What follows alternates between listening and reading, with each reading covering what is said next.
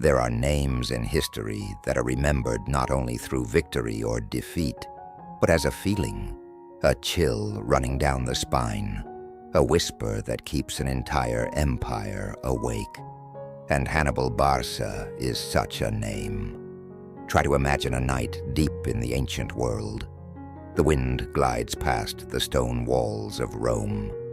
The lamps in the houses have already burned down by half. The city seems to be asleep, and yet in the hearts of mothers, old soldiers, and senators seated beneath cold domes, there is still a darkness that refuses to lie still. It is not merely the fear of an army, not merely news of war elephants, spears, and marches through snowy mountains.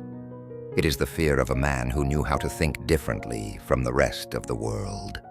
A man who could turn long roads into short ones, terrain into a weapon, and the pride of the strong into a trap laid for themselves. In tonight's story, we will not merely follow the footsteps of a legendary general of Carthage. We will quietly step into the life of an extraordinary mind, where war was decided not only by sword and blood, but also by patience, imagination, the ability to read the human heart, and a will as cold as mountain stone. For Hannibal Barca, the battlefield did not begin when two armies came into view of one another. It began long before that. In an oath, in family memory, in the way a man learned to look at a map not as a picture, but as a door. Perhaps that is why more than 2,000 years have passed. And yet that name still stands before us like a shadow unwilling to dissolve in the early mist of history. He did not destroy Rome, but he forced Rome to change. He did not leave behind a book of philosophy for posterity, and yet every step he took, every decision he made, feels like a living proposition about power, about vision, about the limits of genius, and about the price a man must pay when he dares to walk a road no one has dared to walk before. If you come to Deep Sleep of Power as a place to close a long day with stories that are slow, deep, and full of lingering echoes, then tonight, please stay with me. And if you love journeys like this one, gently subscribe to support the channel, so that each night we may once again step together into another life, another empire, another question that still echoes into the present. For behind the ghost standing before the city gates, there was not at once the sound of hoofbeats or the cry of battle. Before that ghost, there had once been a child standing beneath the sky of Carthage, listening to the waves of the Mediterranean strike the harbor, growing up amid the pride of a seafaring city, and the wound of a people who had not forgotten the humiliation of defeat. And it was there, in a place scented with salt, bronze, ship timber, and the oaths of fathers, that a destiny began to open its eyes. In that place, scented with salt, ship timber, and the soft sound of water striking the stone steps of the harbor, a child opened his eyes to the world. In 247 BCE, Hannibal Barca was born into a Carthage that was still beautiful, still wealthy, still gleaming beneath the Mediterranean sun. Yet behind that radiance lay a wound that had not closed. This city was not like places that grew up in peace. It bore the look of someone who had just risen from a grave illness, the face still retaining its noble grace, but in the eyes already resting a quiet weariness, a bitterness that anyone could feel without a word being spoken. The circular harbor of Carthage was still crowded with ships. The warehouses were still full of spices, ivory, silver, fine timber, and purple-dyed cloth. Merchants still spoke to one another in many tongues. The wind still carried the smell of the sea and the promise of distant lands. But beneath all those movements lay a political and spiritual wound of great depth. The First Punic War had ended, and Rome had forced Carthage to bow its head. Sicily was lost. Gold and silver had to be paid. Honor had to be swallowed in silence. A city once accustomed to the strength of the sea suddenly had to learn the feeling of being blocked, pushed back, and looked upon as one that had been defeated. A child born at such a moment is rarely nourished only by his mother's milk and lullabies. The air around him also nourishes him. By the way, adults fall silent when defeat is mentioned, by the heaviness hanging over late-night discussions, by the furrowed brows of men who had sailed the seas, who had fought in war, who had believed that Carthage was born to command trade and waves, not to pay the price for others. Hannibal grew up in that atmosphere, a city still alive, but alive with a thorn lodged in its heart. That is very important, for there are those who grow up in peace, and so their souls unfold like open plains. And some grow up within wounded memory, and from a very early age, they understand that the world is not as gentle as its surface appears. For Hannibal, the cradle was placed not only near the sea, it was also placed beside a national humiliation, and that boy was not a nameless child among the crowd. Hannibal was born into the Barca family, a name that had already begun to carry great weight in Carthage's political and military life. His father, Hannibal Barca, was not merely a soldier. He was one of the clearest faces of a will that refused to retreat completely after defeat. If Carthage had those who chose to adapt to the new circumstances, then Hamilcar belonged to another kind, those who looked upon defeat as a debt not yet fully paid. In such a house, a child would not grow up amid forgetfulness. He would grow up amid memory, amid honor, amid stories in which every name of a coastline, every map, every old battle still held a warmth, like embers not yet gone cold. We may imagine that from a very early age, Hannibal heard stories not meant for ordinary children.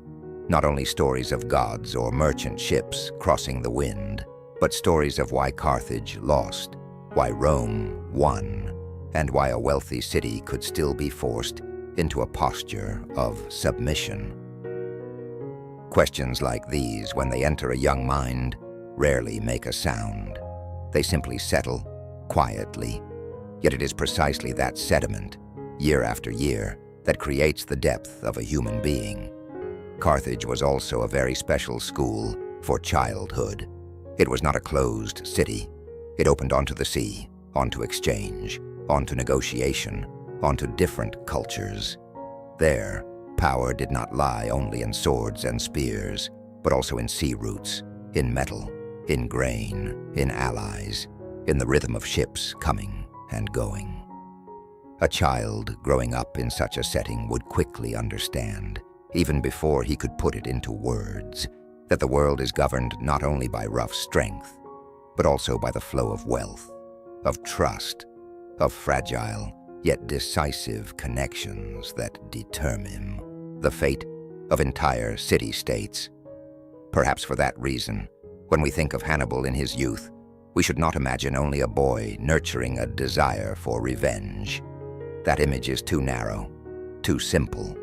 More truly, he was a child growing at the crossing point of many currents, the pride of a maritime civilization, the choking grief of defeat, the discipline of a powerful family, and the very clear sense that his homeland was being pushed back, step by step, from the place that had once been its own in the ancient world.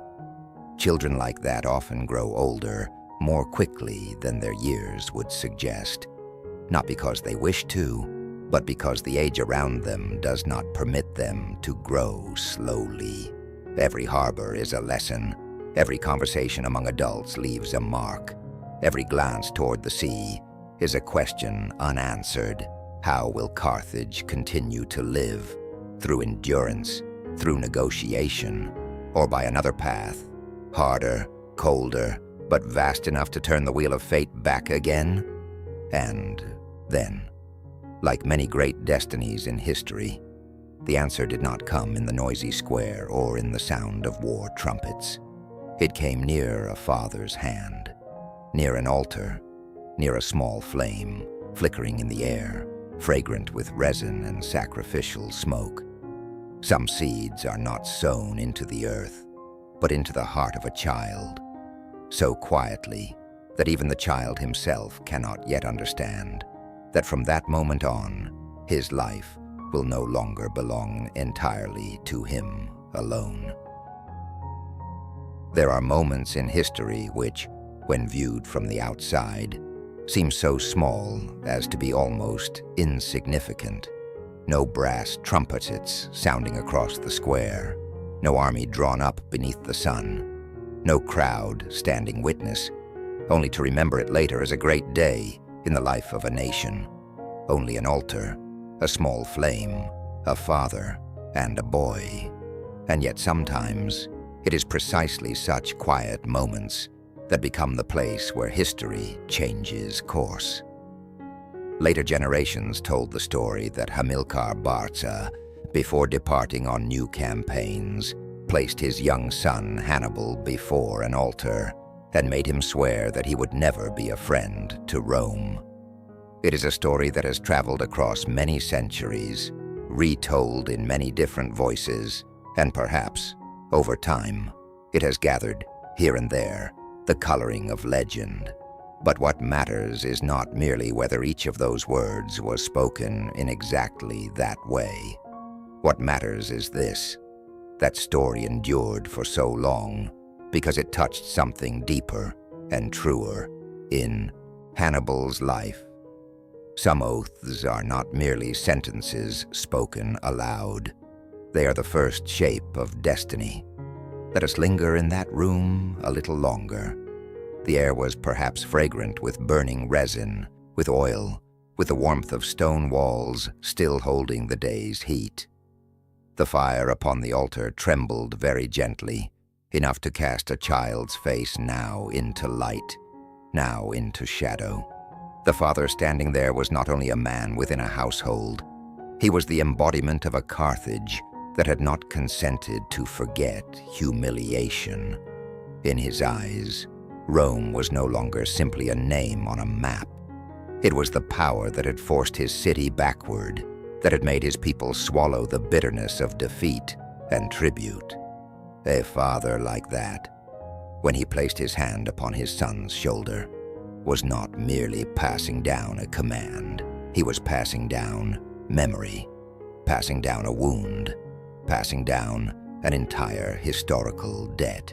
For a child, an oath often comes before its meaning can be fully understood. At that moment, Hannibal could not yet know what roads were waiting for him. Snow-covered mountain ranges, cold marshes, fields strewn with the dead, long years in foreign lands, and a name that would one day make Roman mothers lower their voices when lulling their children to sleep. But childhood has a strange way of receiving things. Children do not understand through concepts, but through feeling. The gentle pressure of a father's hand, the solemnity in his voice, the sense that something immense is being placed within one's heart. And sometimes it is precisely such feelings that remain with a person for life, more enduring than any lesson clearly explained. That is why the altar in this story is not merely a sacred ritual place. It is also the boundary between two kinds of life. Before the altar, Hannibal was still a child belonging to his family. After the altar, he began to belong to something greater than himself. The honor of his lineage, the pain of Carthage, and the long struggle between two powers that would decide the fate of the Western Mediterranean.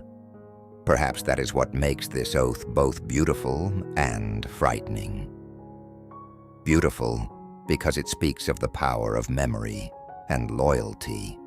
There were ages in which people lived by things that were very hard and very enduring: honor, duty, bloodline, and the city-state. In such a world, an oath was not a leaf blown lightly past the lips. It was a voluntary chain binding one's life to something greater than personal comfort, to souls tempered in the ancient world that was beauty. But it is also frightening, because from that moment onward, childhood was no longer wholly innocent. A seed had been planted in the boy's heart. Not the seed of peace, but of a direction from which it would not be easy to turn back. When a child is taught to look upon a great power not as a neighbor, but as something to be resisted to the very end, then the inner world of that child also begins to be arranged along that dividing line. Personal feelings, ordinary joys, other possible ways of living, all of them in time would have to pass through the narrow gate of that first oath. And no matter how much legend this story may contain, it still illuminates a truth that cannot be denied. Hannibal did not become Hannibal by innate talent alone. He was formed in an environment where collective memory, family ambition, and a father's education fused into an early discipline of the spirit. Genius, in many cases, does not spring up out of emptiness. It grows from seeds sown at the right moment, in soil already stretched taut with wind. And yet the oath itself was still not enough to make a great man. A child may be given a flame, but for that flame not to die in the winds of life. Someone must teach him how to endure the wind. There must be roads that harden the soles of the feet, encampments that make sleep lighter, marches that teach the eye to measure the distance between map and reality.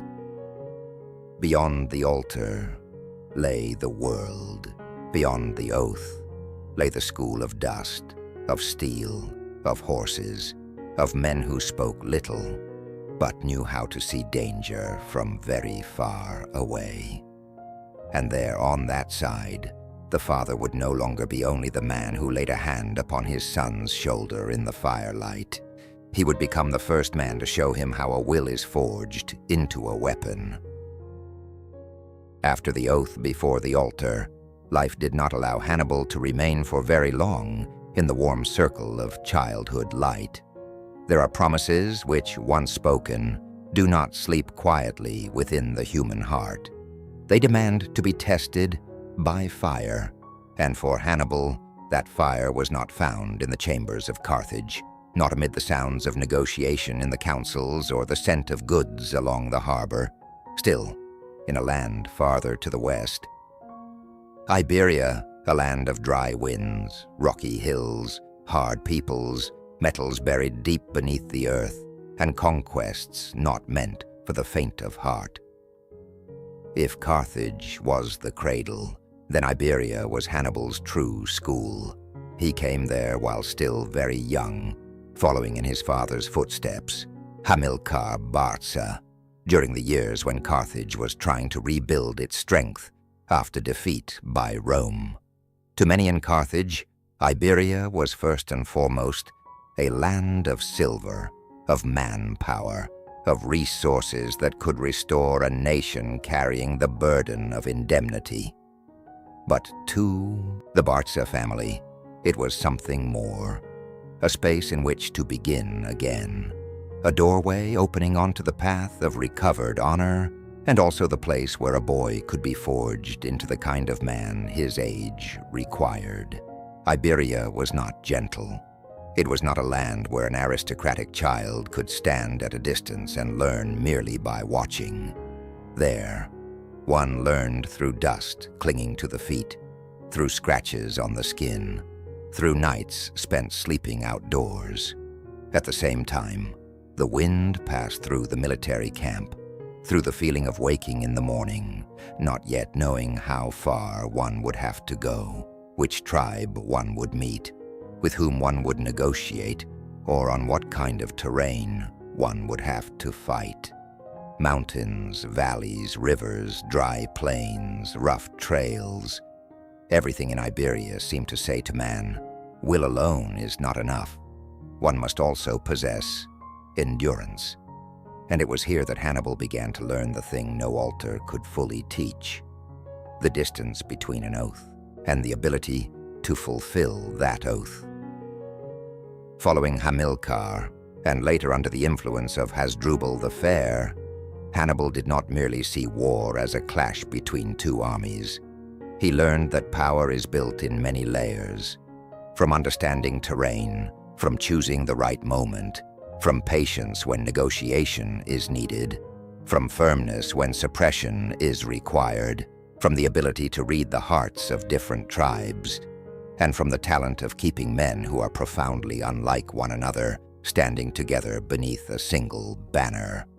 That was a great lesson, for Hannibal later became renowned not only for his brilliance in battle, but also for his ability to lead a multi-ethnic army: Africans, Iberians, Celts, and Numidians. The seed of that ability did not fall from the sky on some miraculous night. It was planted here, in Iberia, where he came to understand that a commander who truly wishes to be great must know how to listen to different voices, must understand the customs of each group, and must create loyalty not only through fear, but through the belief that all of them are taking part in something greater than themselves. But Iberia taught him something harsher still. War is a long-term endeavor. In the imagination of many people, war often appears in moments of blazing intensity: charges, collisions, victory. But those who truly live inside war know that most of a soldier's life is waiting, moving, adapting, calculating, enduring hunger, enduring cold, enduring exhaustion, enduring uncertainty. In Iberia, Hannibal learned how to pass through such days. He learned how to keep his mind clear amid monotony. He learned to look at a land not only through its beauty or its danger, but through a military question: where can troops be hidden? Where can supplies be secured? Where can an enemy's pride be broken? In other words, Iberia taught Hannibal to view the world as a strategist would. There, wind was not merely wind. It announced the season. It slowed the marching column. It determined the direction in which the campfire would burn. Steel was not merely steel. It was discipline, labor, the coldness of a reality in which mistakes are often paid for in blood. And endurance was not merely the ability to grit one's teeth and keep going. It was the art of holding firm in spirit when the road ahead offered no clear reward. Perhaps that is what made Iberia an essential chapter in Hannibal's life.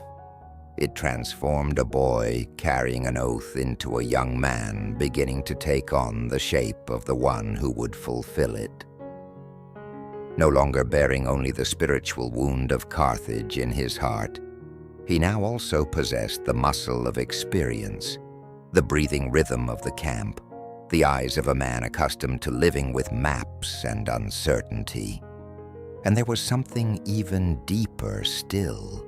In Iberia, Hannibal surely also learned that no man can grow to maturity while living forever beneath the shadow of his father.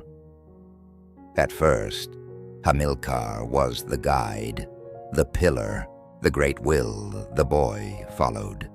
But time, like the wind blowing across the reddish hills of this peninsula, never stands still. One day the guiding hand will let go. One day the son will not only learn from his father's legacy, but will also have to stand on his own feet in history. So Iberia was not only a place where physical strength and strategy were forged, it was also the place that prepared Hannibal to cross another threshold in a man's life, from the one who is led to the one who must lead. And when a man has been taught by the wind to endure, by steel to accept discipline, by the land itself to see far, then only one moment remains to be awaited. The moment when destiny calls his name, not as a son of the Barca family, but as the man who will take the helm with his own hands. Beyond that horizon, the shadow of the father was still very long, but the light had already begun to change direction. Some burdens do not wait until a person is old enough before being laid upon the shoulders. They arrive earlier than peaceful sleep, earlier than ease, and even earlier than the span of time in which youth ought to be allowed to hesitate. And for Hannibal Barca, one of those burdens came in the years when the heart was still hot, the strides still quick, yet history had already begun to call his name in a very heavy voice.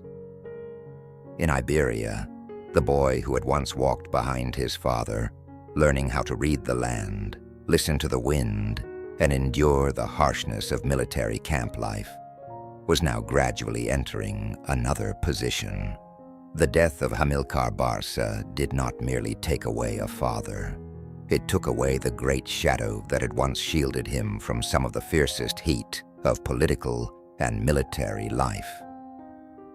After that, Hasdrubal the Fair continued to build Carthaginian power on this peninsula by a gentler path: diplomacy, alliances, organization, the expansion of influence through the deftness of the hand holding the reins, not only through the blade of the sword. During those years, Hannibal was no longer a child learning his trade. He observed more closely how a distant land could be bound together into a structure of power. He saw that, to hold a territory, victory alone was not enough. One also needed order, trust, money, and enduring presence. Then one day when Hasdrubal was assassinated, a void suddenly opened at the summit of power. Voids like that in history are very special. They are not merely the absence of one person. They are a test for everyone standing nearby. Who is great enough to step into it? Who has the strength not to be swallowed by the great chair itself? Who can make the army believe, allies respect, and enemies grow wary? For Hannibal, that moment came while he was still very young, but perhaps because he had been tempered so early in the winds and dust of Iberia, he did not step forward like a young man suddenly blessed by fortune. Stepped forward like one who had long been preparing in silence. The soldiers acclaimed him as commander. Carthage later approved as well. That was not merely an administrative decision. It was the transfer of a great hope. For by then, the Barca family had become more than a family.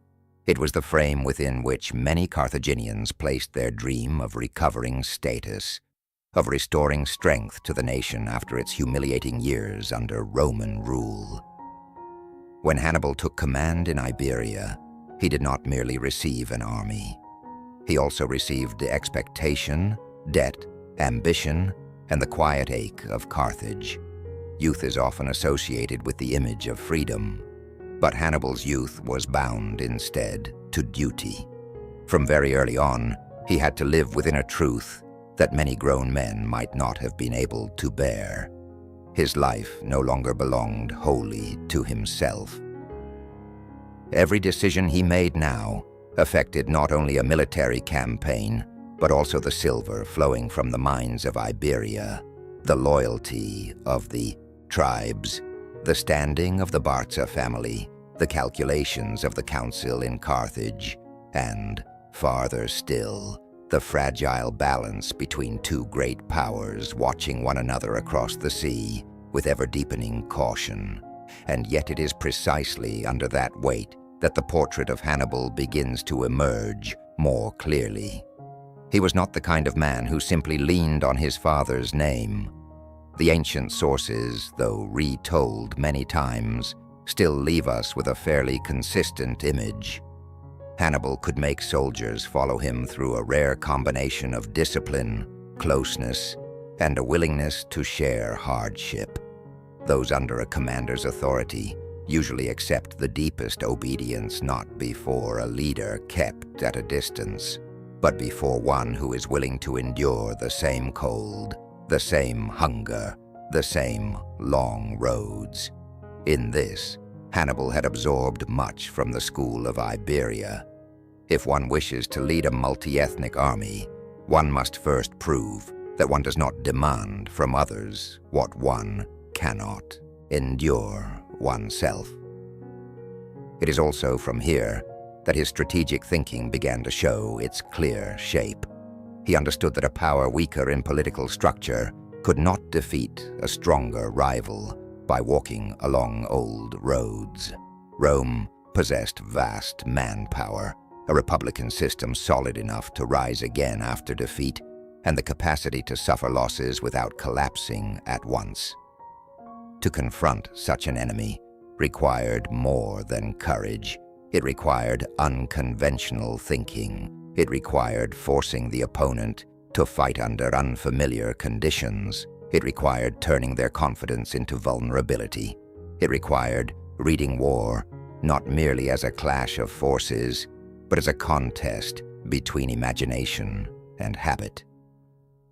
But Hannibal's paradox begins here as well. The greater he became, the more clearly the burden revealed its two faces. On the one hand, it gave him the chance to carry out a rare vision. On the other hand, it forced him to bear all the limitations of Carthage, the caution of its ruling class, the lack of unity behind the front, the dependence on resources far from the center, and a political structure not always ready to fully support the ambitions of those on the front line. In other words, Hannibal inherited not only the glory of the Barca line, but also the quiet fractures of the world that line was trying to hold together. That is the tragedy often seen in young men marked by great destinies. They are given the sword before they are granted peace. They are called heirs before they have had time to be ordinary human beings. In Hannibal, youth did not dissolve into spacious dreams. It narrowed into duty, into discipline, into decisions in which every single step made the wheel of history turn more forcefully. And then, as though every road in Iberia had only been quietly preparing for a knock at the door that could no longer be delayed, a small city began to appear on the frontier of a fragile peace. Saguntum. At that moment, the name may still have seemed no more than a point on the map. But sometimes it is precisely such small points that become the place where two worlds touch one another for the last time before the sky changes color. Far away, Rome was still watching, and within Hannibal, the lessons of childhood, the oath before the altar, the wind and steel of Iberia, and the burden of the Barca line had begun to gather like clouds before a storm. Some wars do not begin with the clash of steel against steel, but with a small point on the map.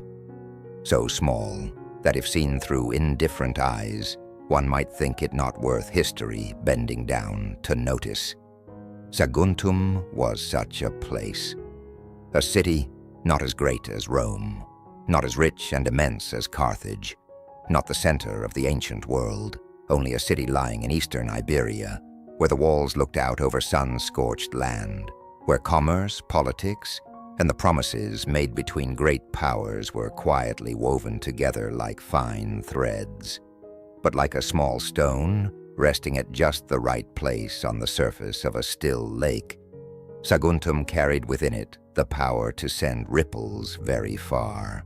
When Hannibal Barca had firmly established himself in Iberia as the heir of the Barca line, and as the commander trusted by the army, he no longer lived in the world of preparatory lessons.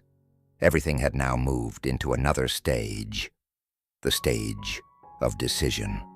And the great decisions of history often do not appear like sudden thunderclaps. They arrive after many years of pressure building, after ambiguous treaties, after boundaries drawn in ink but never accepted in the heart. After defeat in the First Punic War, Carthage had to learn how to live beneath the long shadow of Rome. But learning how to live did not mean accepting a lower place forever. The rebuilding of power in Iberia by the Barca family, the exploitation of resources, the construction of alliances, the expansion of influence, all of it was a quiet way of saying to history that Carthage was not dead. And Rome, of course, could not fail to see that. Between those two powers, watching and testing one another, Saguntum became a sensitive point. The city had ties to Rome, even though it lay within the sphere of influence that Hannibal and Carthage were tightening step by step. It was like a small nail driven into a door that both sides wanted to control. A small nail, yes, but if driven in the right place, it can prevent the door from opening according to another man's will. So when Hannibal decided to attack Saguntum, he was not merely ordering a siege. He was throwing the first stone at destiny. That decision has long made later generations reflect. Was it an impulsive act of youth, an unnecessary provocation, or a move calculated with great care? Perhaps if we look at Hannibal through what had shaped him from childhood, the answer leans much more toward the last of these. He was not the kind of man who loved conflict for conflict's sake. He was a man who understood very clearly that a war with Rome would not resemble any other war. And precisely because he understood that so clearly, he also knew that if that moment could no longer be avoided forever, then he must enter it at a point of his own choosing, in a rhythm he himself created. Here, an important principle of Hannibal begins to come into the light. Never wait for your opponent to choose the time and place of the game. Saguntum, in that sense, was not merely a city. It was Hannibal's first declaration to Rome that he would not stand still in a passive position. For many men, war begins when they are driven against the wall. For Hannibal, war began at the moment he still felt free enough to choose the opening move. And yet the beauty and terror of great decisions is that they never have only one face. The siege of Saguntum was long, brutal, and surely nothing like the smoothness that the cold flow of historical narration can sometimes make us imagine. Behind the neat lines in the chronicles were days when walls trembled under stone-throwing engines, when dust and broken brick fell across the shoulders of defenders, when there were shouts, flames, and the sound of exhausted soldiers still having to move forward bit by bit. A city under siege does not lose only food. It gradually loses its ordinary breathing. Every morning of waking becomes the same old question: will the wall still stand today? Will there still be enough water? How much hope remains? And for Hannibal's side, this too was a test. No longer were these the training campaigns of Iberia, no longer the role of an apprentice walking behind his father or his predecessor. Now he had to prove that he could be at once hard, patient, and capable of maintaining discipline in the army through a long siege. That kind of war which drains the will no less than it drains blood. Saguntum, therefore, was not only the place where he hurled a challenge at Rome. It was also the place where he tested himself, to see how far his powers of command could go when faced with time, resistance, and the political cost that each day of encirclement made heavier. When the city finally fell, Rome could no longer regard this as a local collision. Each stone that fell from the walls of Saguntum seemed to fall directly into the fragile silence between two empires. From that point on, the road backward began to narrow. The letters, the protests, the anger in the councils, the demands for the surrender of the man who had made war, All of these were no longer mere diplomatic rituals. They were the first sounds of wood beginning to crack in a bridge already split. And perhaps it is here that we see more clearly a truth about Hannibal. He was not a man who sought the safety of the present if the price to be paid was the suffocation of the future. He accepted the risk of touching the point of danger because he understood that there are strategic situations in which the longer they are left, the stronger the opponent becomes. At the same time, one's own room for creativity steadily disappears. To put it more softly, more deeply, this was the thinking of a man who would rather enter the storm while he still held the helm than wait until the storm came crashing down when the ship had already been bound fast in the harbor. But once the first stone has been thrown, it does not return to the thrower's hand. Saguntum fell, and with it, what remained of ambiguity gradually dissolved. The political sky above the Mediterranean began to change color. In Carthage, in Rome, in the camps, in the councils, in the hearts of those who were accustomed to smelling war from a very great distance, everyone understood that a great door was about to open. A door beyond which there would no longer be a single city, but a contest between two visions of power, two strengths of endurance, two worlds. And as that door began to open, Hannibal did not look toward the sea to wait for his opponent to come.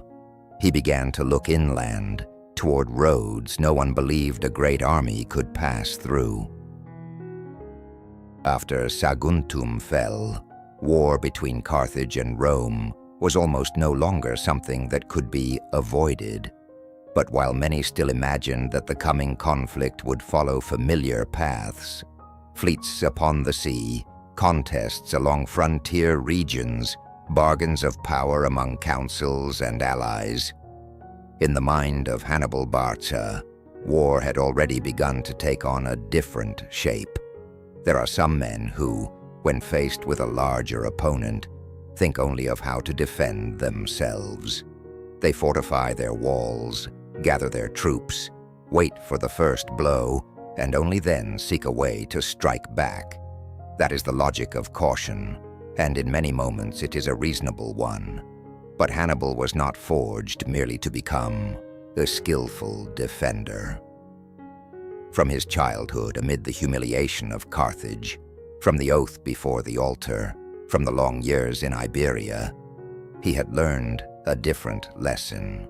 If one agrees to play exactly the game that the stronger opponent is already accustomed to playing, then defeat may have begun even before the trumpet sounds.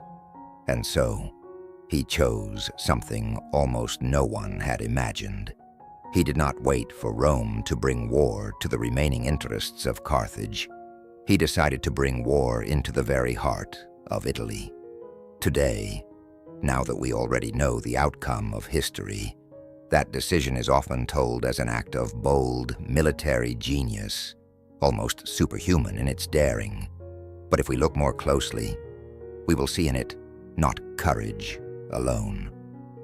There was within it a system of thought that was very cold, very clear, and very lucid. Hannibal understood that Rome was strong, not only because of its army, but because of an entire structure, abundant manpower, a wide network of allies, political resilience, and a confidence that war could always be absorbed and then transformed into renewed momentum. If he fought Rome far away, on the outer edges, he might wound it, but he would not necessarily shake the spine of that great power.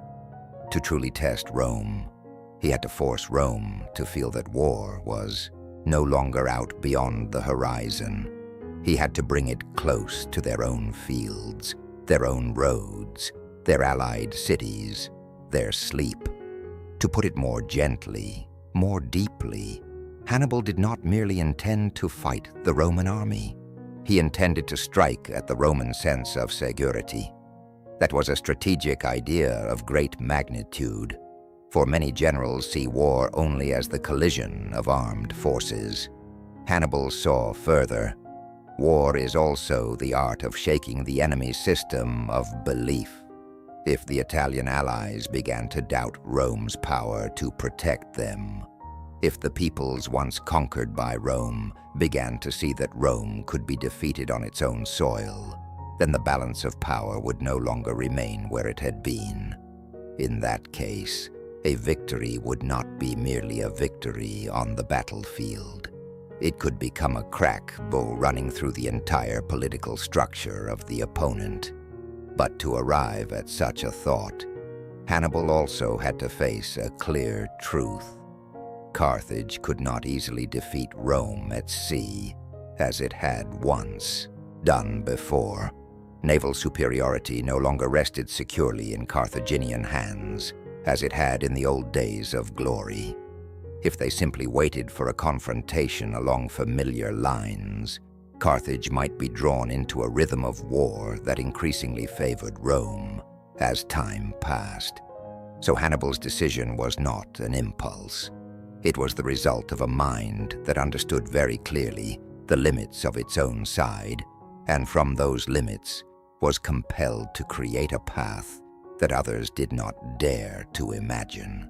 That is the rare quality of those who create turning points. They do not deny reality, but neither do they submit to it.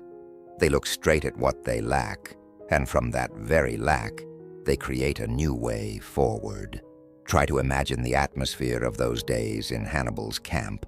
Maps spread out, rivers, mountain ranges, the lands of the Gallic tribes, regions through which a great army could scarcely pass. Where ordinary men saw obstacles, a mind like Hannibal's saw opportunity. He understood that surprise lies not only in speed, but also in direction. An opponent prepares best for what he can foresee. Therefore, to unbalance him, one must appear from where he believes no one can come. Here, Hannibal's way of thinking possesses a very strange kind of beauty. It is not loud, not aggressive in any childish sense. It resembles a move made in the night, silent, long in its design, almost irrational in the eyes of outsiders, and yet governed by a logic so deep that once the wheel has begun to turn, it becomes very difficult to stop. To bring war into Italy was not merely a military decision. It was a declaration that he would not allow Rome to define the reality of this war. Of course, the greater the decision, the greater the risk it carried. An army marching far from its homeland is an army binding itself to the trials of hunger, exhaustion, illness, weather, betrayal, and small mistakes that can become great disasters. The soldiers who followed Hannibal needed more than courage. They needed to believe in their commander, almost absolutely. For when men walk a road no one has imagined, there are very few familiar comforts left. There are no longer clear guarantees, no longer a safe point of support. There remains only the vision of the man going before them and the endurance of those who follow behind. And it is precisely here that we see why the years in Iberia mattered so much. They had forged Hannibal into the kind of commander who could lead soldiers to accept things that seemed impossible, not only because he gave orders, but because he had learned how to share hardship with them, how to understand many different people, how to turn a diverse army into a single will. A great move can live only when human beings are willing to carry it on their shoulders. And so, war, from being a conflict that might have been predicted, it began to change its form. It was no longer only a question of whether Rome or Carthage had more soldiers or more wealth.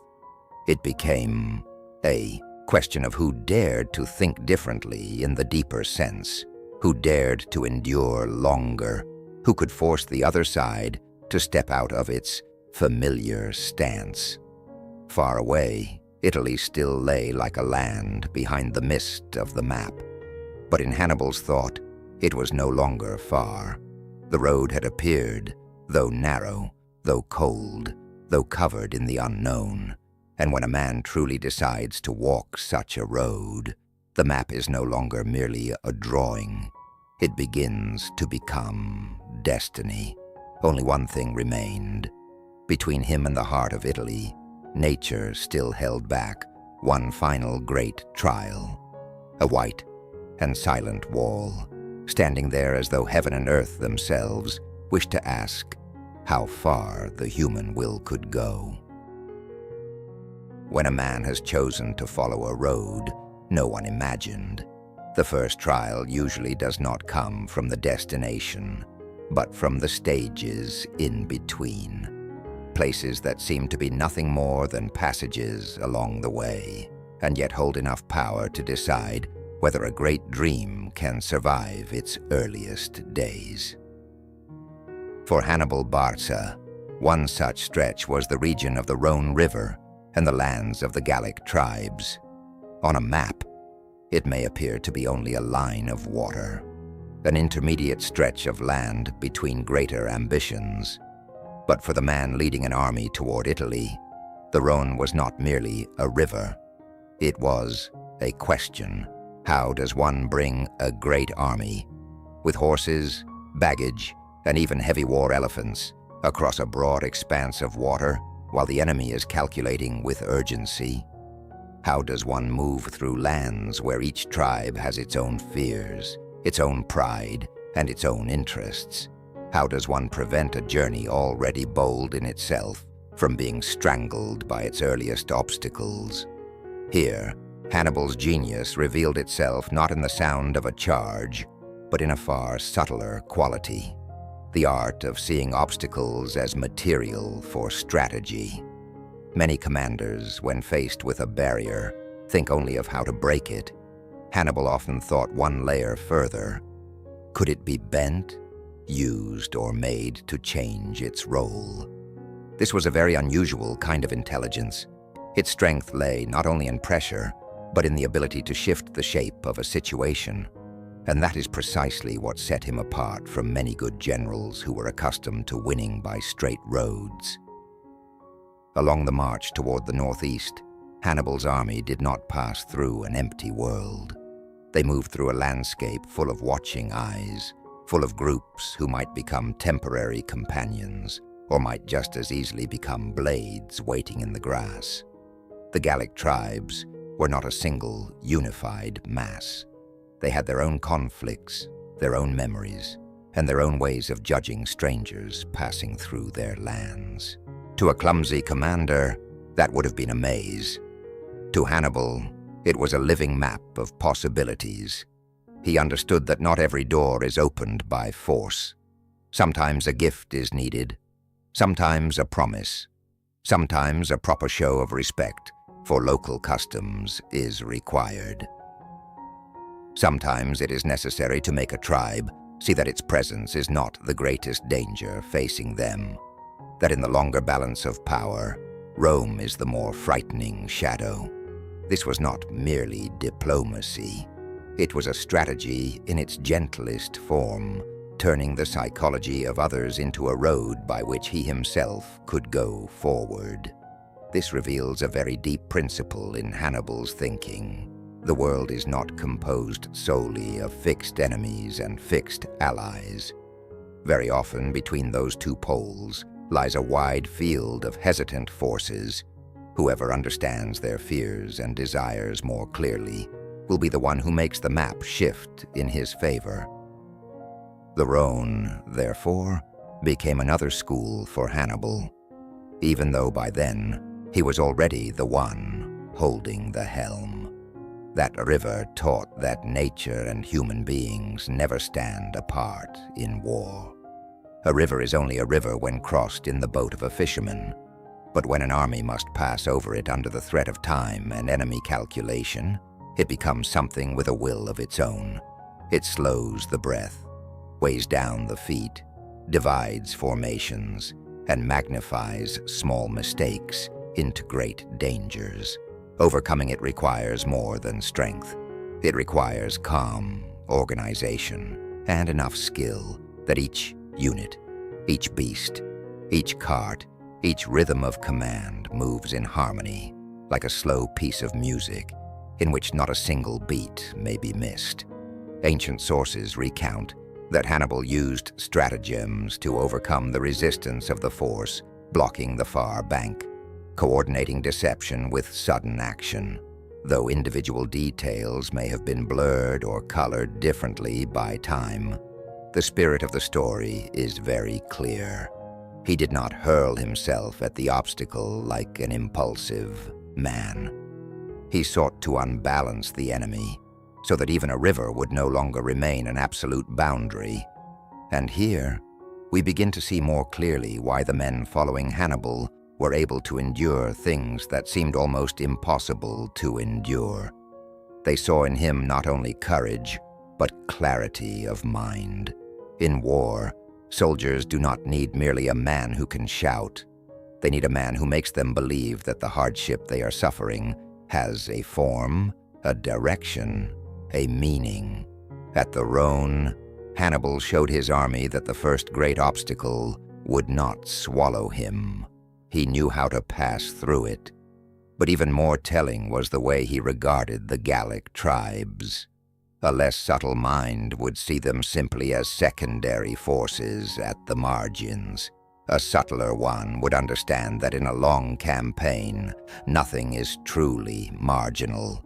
Local people may be eyes and ears, a source of provisions, guides along the way, a bridge of trust, or the spearhead of betrayal. Hannibal seems to have felt that very clearly. He did not look at human beings through fixed labels, but through the position they might occupy within a moving game of power. That is why he could do something rare. He did not make the forces of resistance disappear, but altered their direction enough that they no longer blocked his path. At a deeper level, this is also a lesson in power. The most enduring power is not always the power that smashes every obstacle in its way. Very often it is the ability to absorb the disorder around oneself and rearrange it into a favorable order. Hannibal could do this because he did not see war merely as a stage for violence.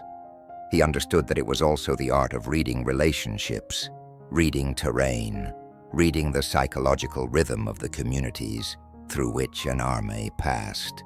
And so, step by step, the journey that seemed almost mad began to prove itself as something other than the impulse of a reckless man. It was the work of a mind able to combine boldness with patience, decisiveness with flexibility, sword and spear with words, speed with organization. The Rhone could not stop him. The Gallic tribes did not cause his army to fall apart. On the contrary, those first bends in the road only made the scale of the campaign stand out more clearly, like a flame whose shape becomes more visible the harder the wind blows against it. But a river, however wide, is still only water. Human beings, however difficult to predict, still possess hearts that can be moved. Ahead of Hannibal lay a trial, colder, higher, and more silent than all negotiation and all stratagem.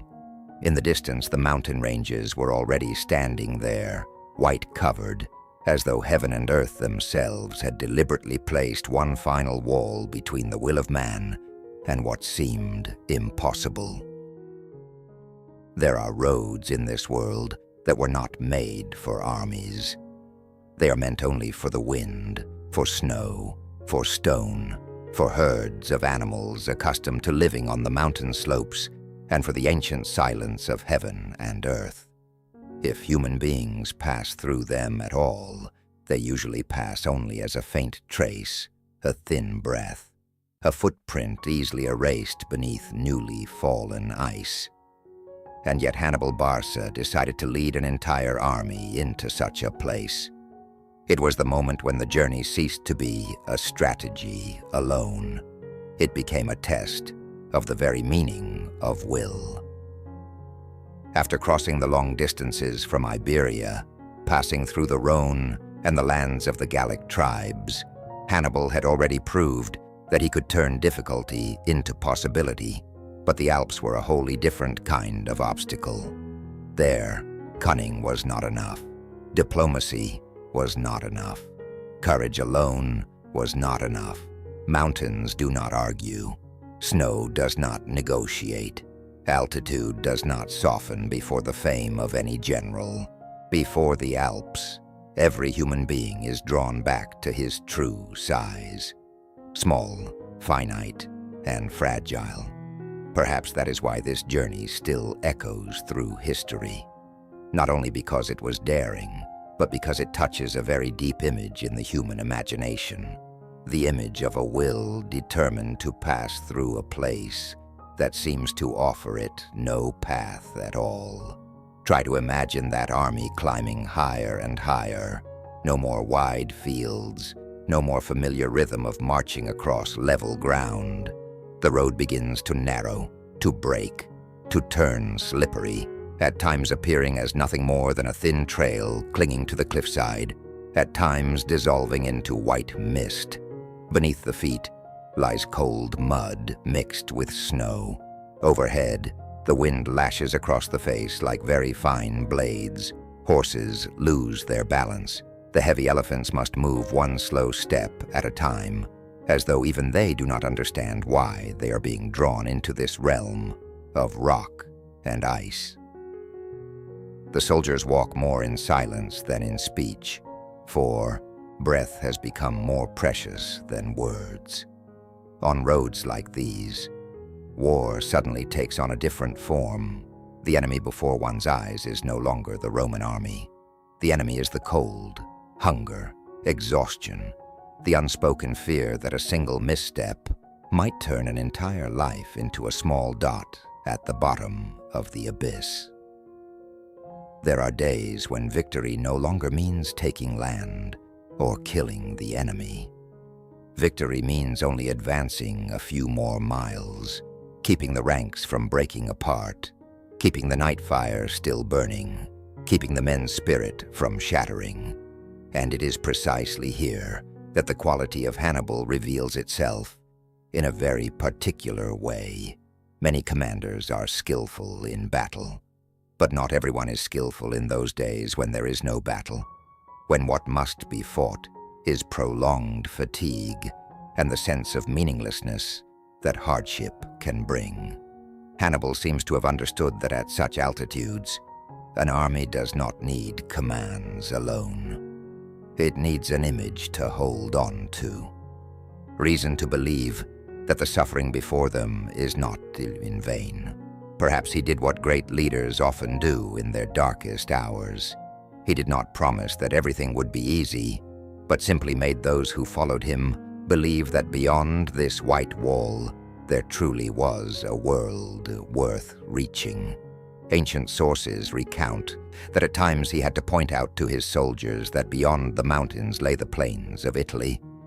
Whether that detail has been retold with more or less symbolic coloring, its spirit remains profoundly true. In such circumstances, a commander does not lead only by map. He leads by vision. He must turn an unseen place into something imaginable, so that legs already close to collapsing still have a reason to take another step. But the Alps do not let anyone pass without demanding a price. Men fell. Animals died one by one. Provisions dwindled. The order of the marching columns was torn into fragments by nature itself.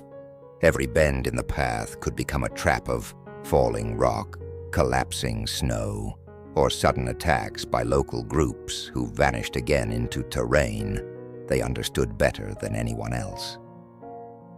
This was no longer marching in the ordinary sense.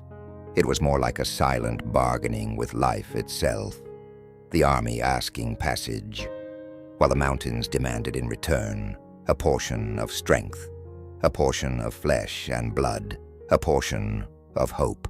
What makes the crossing of the Alps so immense does not lie in the idea that Hannibal passed through with his forces intact. He could not. The harsh truth is that he crossed in loss. And precisely for that reason, this feat is worthy of such reflection. It is not the story of a clean victory, but the story of a will that accepts passing through devastation to preserve a greater aim. It is a very rare kind of strength, not the strength that does not feel pain, but the strength that continues even while fully knowing the cost. At a deeper level, the crossing of the Alps also says a great deal about Hannibal's strategic thought. He understood that to strike at Rome, it would not be enough simply to be stronger in one battle after another. He had to do what Rome had not thought possible.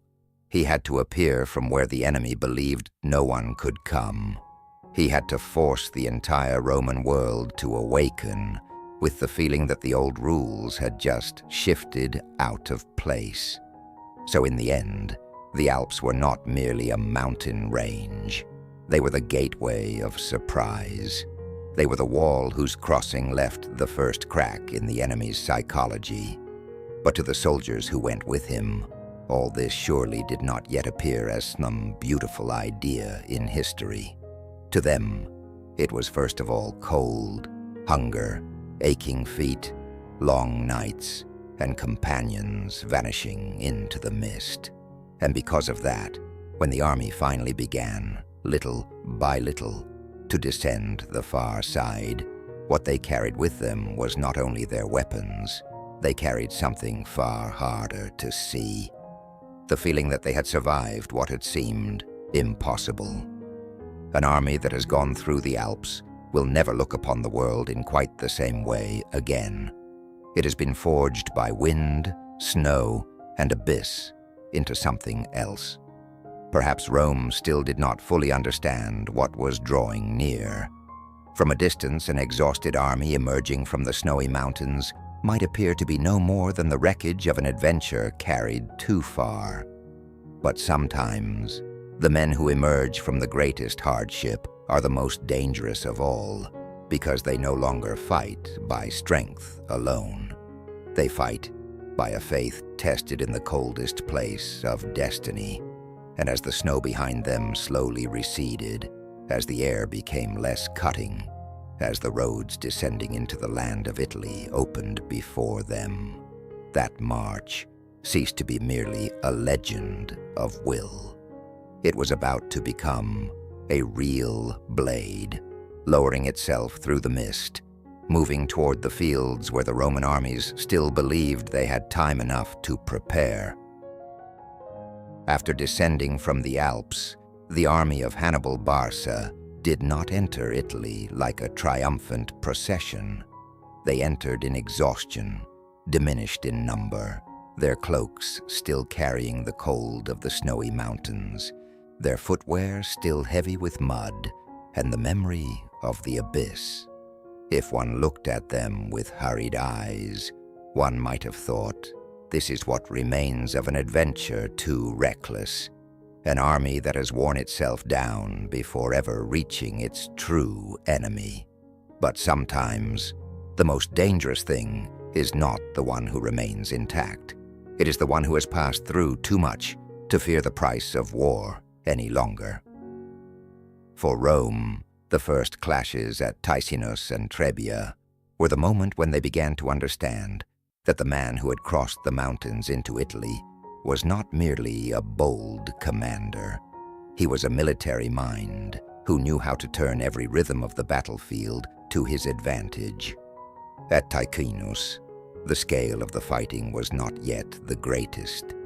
It was more like destiny's first greeting than a decisive battle. But often the first lesson does not come in thunder, but in a light knock upon the door of pride. There, Hannibal used the advantage of his cavalry, especially the Numidian horsemen, to strike at the Romans before they had fully settled themselves. The clash was swift, sharp, and enough to expose a truth Rome did not wish to believe. This opponent did not move according to their familiar rhythm. The Romans were accustomed to the strength of heavy infantry, to order, to formation, and to the belief that once their lines were set, they could grind the enemy down, step by step, through discipline. But at Ticinus, Hannibal reminded them that war does not always begin as the Romans desire. Sometimes it begins with speed, with flexibility, with the ability to strike while the opponent is still imagining you incorrectly. Publius Cornelius Scipio, the Roman commander that day, was wounded, and according to tradition it was his young son who saved his father from danger. History is sometimes discreet in that way. On one side was Hannibal opening a chain of victories. On the other, a young name no one yet knew would return much later and from very far away. But Ticinus was only the warning. Trebia was the real lesson. Winter lay over Italy like a cold, damp weight that offered no mercy. The waters of the Trebia were not merely water. They were a cold blade cutting into the flesh of those who had to wade through them with empty stomachs and bodies not yet warmed. Here, Hannibal's talent shone with greater sharpness. He did not merely wait for the enemy to come. He arranged matters so that the enemy would come in the worst possible condition. Sempronius Longus, eager for military glory, allowed emotion to carry him faster than caution. Hannibal understood that weakness very clearly. He sent light troops to harass and provoke, drawing the Roman army into a position where it had to respond.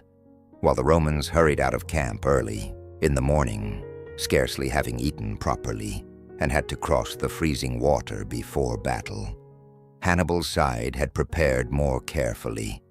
His soldiers had been warmed, fed, and drawn up in order.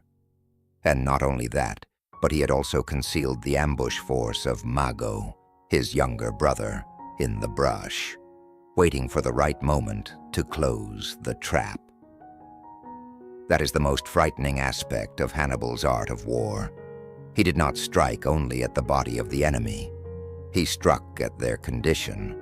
At Trebia, the Romans did not lose because they were less courageous. They lost because they were drawn into battle in the cold, in hunger, in impatience, in the belief that a determined charge forward would be enough to turn the situation. Hannibal thought differently. For him, war was the art of making the opponent enter the battlefield in the worst version of himself. If they could be made colder, hungrier, more exhausted, more impatient, then half the victory had already begun before sword touched sword. It sounds very military, but behind it lies a far broader idea. Hannibal understood that human beings do not fight with weapons alone. They fight by the rhythm of the heart, by breath, by the stomach, by mood, by the belief that they have entered battle at the right moment. A great commander, therefore, does not merely read maps. He reads both the body and the spirit of his own troops and of the enemy. And at Trebia, Hannibal read those things with an accuracy that made Rome shudder for the first time. That victory meant more than the number of the dead.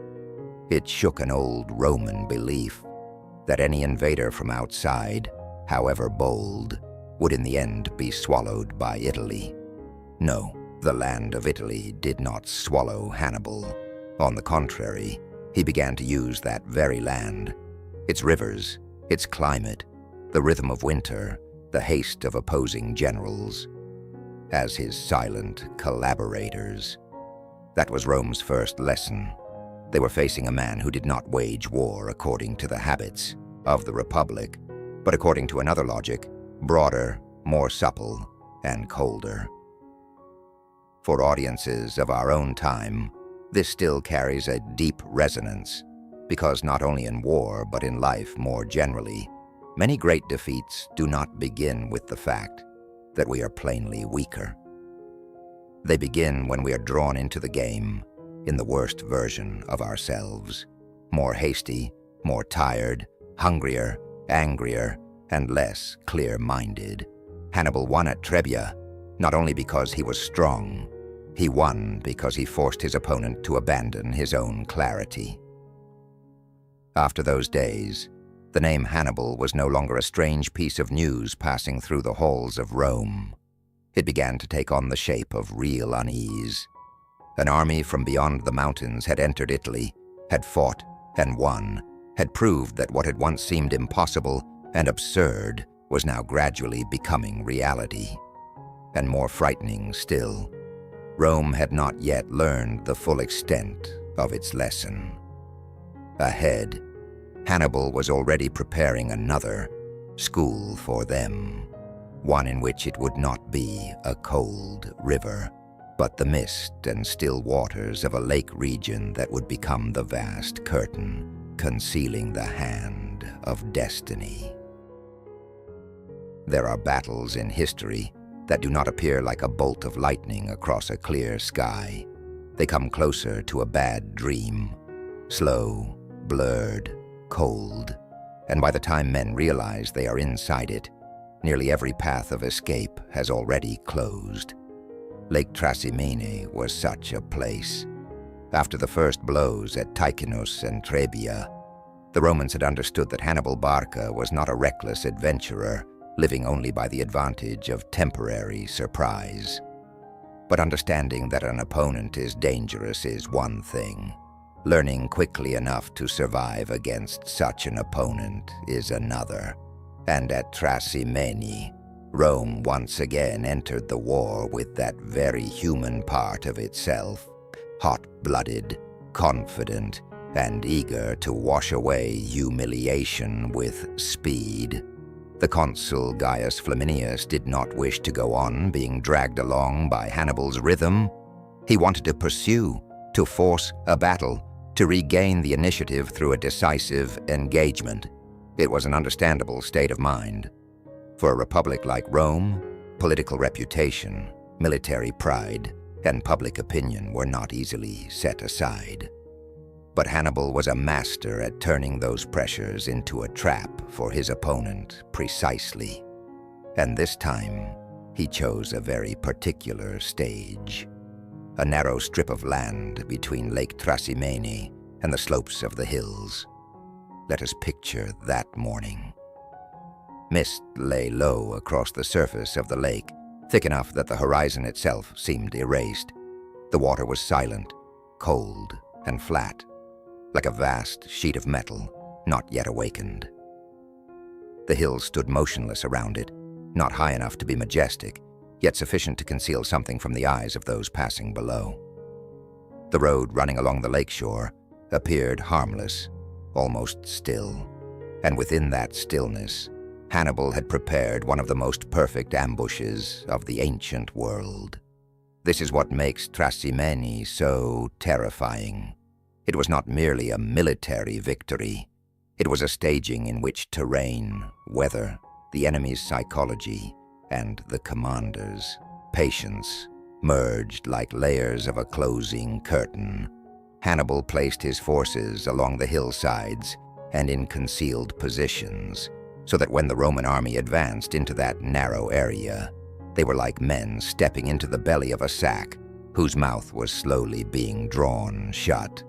Flaminius, eager to stay on Hannibal's heels, marched his troops forward without scouting with sufficient care, without reading the unnatural silence of the landscape, without realizing in time that places which are too quiet are often the most dangerous of all. Then the moment came. Out of the mist, from the hillsides, from places where there ought to have been only stone, grass, and vapor, Hannibal's men came crashing down, not as a single predictable frontal attack, but as the simultaneous closing of many invisible arms. The Romans had no time to form up in their customary manner. The space was too narrow. Visibility was too poor. Orders could not be passed along in full. They did not enter a battle in the ordinary sense. They entered a chaos in which Rome's very strength of discipline was stripped away before it could even rise. Here, Hannibal's genius reached a refinement that still amazes later generations. He did not win simply by strength. He won by seeing war as the art of arranging circumstances. He understood that no matter how strong an army may be, it is only truly strong when its men can still see one another, still hear one another, still have enough space to turn discipline into weight. If they can be made blind, deaf, or disordered, then most of the victory is already lying in one's hand. That reveals a very deep principle in Hannibal's thinking. To defeat a larger opponent, one does not necessarily have to smash him through force against force, where he is strongest. One must pull him away from his best form. One must place him in a space where his advantages can no longer function as they ordinarily do. At Trasimene, Rome did not lose merely because it possessed less courage. It lost because it was cut off from the very structure that had created its strength. The image of the mist at Lake Trasimene is therefore both beautiful and very sad. It is beautiful because nature here did not merely serve as the backdrop of history. It stepped into history as a character. The mist said nothing, yet it blinded. The lake moved very little, yet it blocked one escape route. The hills did not attack by themselves, yet they kept Hannibal's hand hidden until the exact moment. In this victory, the landscape itself seemed to lean toward the one who knew how to listen to it and use it. But it is also sad, because behind that sophistication lay a deeply human tragedy. The Roman soldiers died in confusion, and not all of them even understood clearly from where they were being attacked. Some fell before they had even seen the full line of battle. Some were driven toward the lake, where the water saved no one. Some died amid broken cries, amid scattered comrades, in the middle of a morning whose beauty was cold in its indifference. Flaminius also died there, and with him collapsed yet another illusion, that determination by itself, if only strong enough, would naturally restore Rome's control of events. After Trasimene, fear in Rome was no longer a vague sensation. It began to take on form, name, and the rhythm of footsteps. Hannibal had not merely won another battle, he had done something more dangerous. He had made the Romans realize that their country could be touched, could be thrown into disorder, could be placed in a state where it could scarcely breathe. From this point onward, the war was no longer a matter of borders or distant allies. It began to flow into the Roman mind like cold water, seeping through cracks in stone. And from this point onward, Rome was forced to learn a new lesson. Courage and the speed of response are not always the right remedies. Sometimes, before an opponent who knows how to use space, time, and psychology, as Hannibal did, what is vital is the ability to slow down, to refuse the trap of impatience. But that lesson, like many bitter lessons in history, did not arrive in a single day. It had to travel a little farther still, across the dry golden fields beneath the sun of Apulia, where another Roman commander would choose to conserve strength through patience, as though the whole Republic were trying to learn how to breathe more slowly before the blade pressed close against its chest. After Lake Trasimene, it seemed that the waters in Rome no longer flowed to their old rhythm. The bad news did not travel only through the roads, the squares, the steps of the temples. It entered the human chest. It lowered voices. It made discussions grow heavy.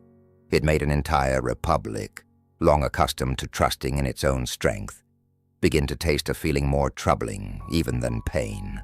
losing rhythm before an opponent. In such hours, people often reveal their true nature. There are people who, the more afraid they are, the faster they rush forward. The more wounded they become, the more violently they swing their arms, as though one blow great enough could erase the whole feeling of being insulted. But there are also times when, to survive, a nation must learn the opposite of its own instinct. For Rome, the man who forced it to learn that difficult lesson was Fabius Maximus. He did not step onto the stage of history like a blazing hero. There was in him none of the brilliance of those generals who wish to win quickly, none of the charm of those figures who make the crowd cheer at once. Fabius possessed another quality: heavy, slow, reserved, and enduring. At a moment when many Romans longed for an immediate victory to wash away humiliation, he brought them something almost offensive to the ear. Do not fight Hannibal in the way Hannibal wants. It was not easy to hear the advice, for Rome had been raised on honor, on hardness, on the belief that when needed, its citizens could form ranks and strike straight at the enemy.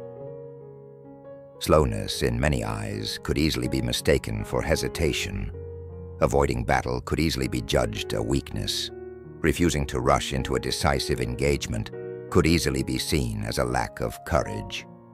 But Fabius saw what not everyone was calm enough to see.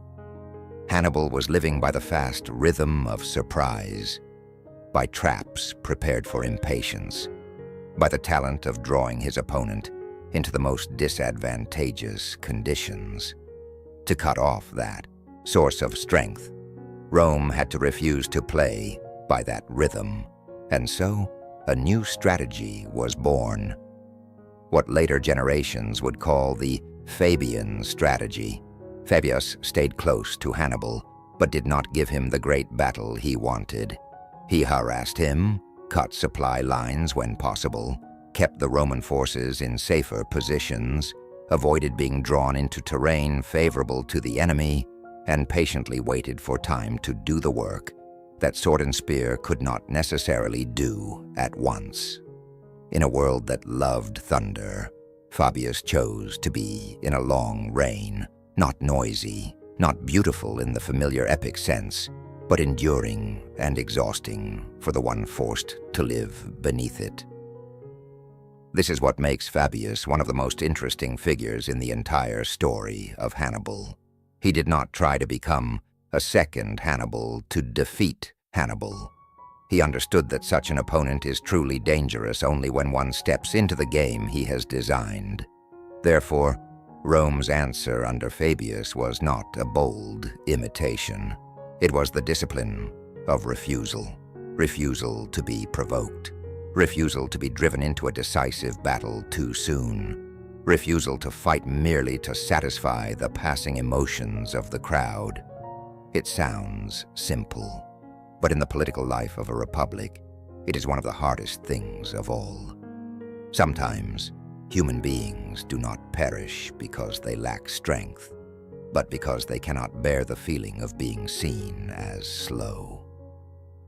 Fabius had to struggle, not only against Hannibal on the battlefield, but also against the impatience, the restlessness in the Roman heart. Many mocked him as a man of delay. They wanted blood to be answered with blood at once. They wanted fear washed away by a visible victory. They wanted history to move faster than pain. But Fabius understood a cold truth. There are some opponents whom the faster one pursues, the stronger they become. Some flames burn more fiercely, the more wind is poured into them. Hannibal was precisely that kind of opponent. So the slowness of Fabius was not the slowness of a weak man. It was the slowness of a man who knew how to restrain the urge to prove himself immediately. And at a deeper level, it was a very great idea about power. True strength sometimes lies in the ability to restrain oneself. In those months, The scene across Italy must have looked very different from the rhythm of war Rome was used to imagining. Not a series of decisive battles, but a pursuit stretched tight as a drawn bowstring. Hannibal moving, devastating, seeking opportunity. Fabius following, observing, holding his distance, waiting. To the impatient crowd, it looked like a deadlock. But to one who could see farther, it was Rome's first effort to relearn how to survive in the face of genius. What is admirable about Fabius is that he dared to accept being misunderstood to protect what had to be protected. Not everyone can endure that kind of loneliness. In history, some walk beneath applause. Some must walk beneath criticism simply because they can see a little farther than the rest. Fabius belonged to the latter kind. He understood that fleeting fame can be very sweet, but one wrong decision now could throw wide the door to an even greater disaster. For audiences of our own time, this part of Hannibal's story always brings forth a thought both gentle and deep. Not everything fast is strong, and not everything slow is weak. Sometimes haste looks like courage, but in truth it is only anxiety unable to bear silence. Sometimes patience looks like softness, but in truth it is a higher form of strength. Fabius teaches Rome, and reminds us as well, that in an age of constant stimulation, simply keeping hold of one's own rhythm can already be a great victory. But human beings rarely learn a wise lesson completely the very first time. Rome may have sent Fabius to keep its rhythm for it, but Rome was still Rome, proud, impatient, and not yet accustomed to living too long within restraint. Slowness saved them from falling at once into the abyss, but it also chafed at many like a garment, too tight for the pride of the whole republic. And as that pressure rose, as the desire to end the war with one great blow began to return, destiny started to drive everything toward a broader, drier field, where men would stop avoiding one another and try to settle everything in a single day.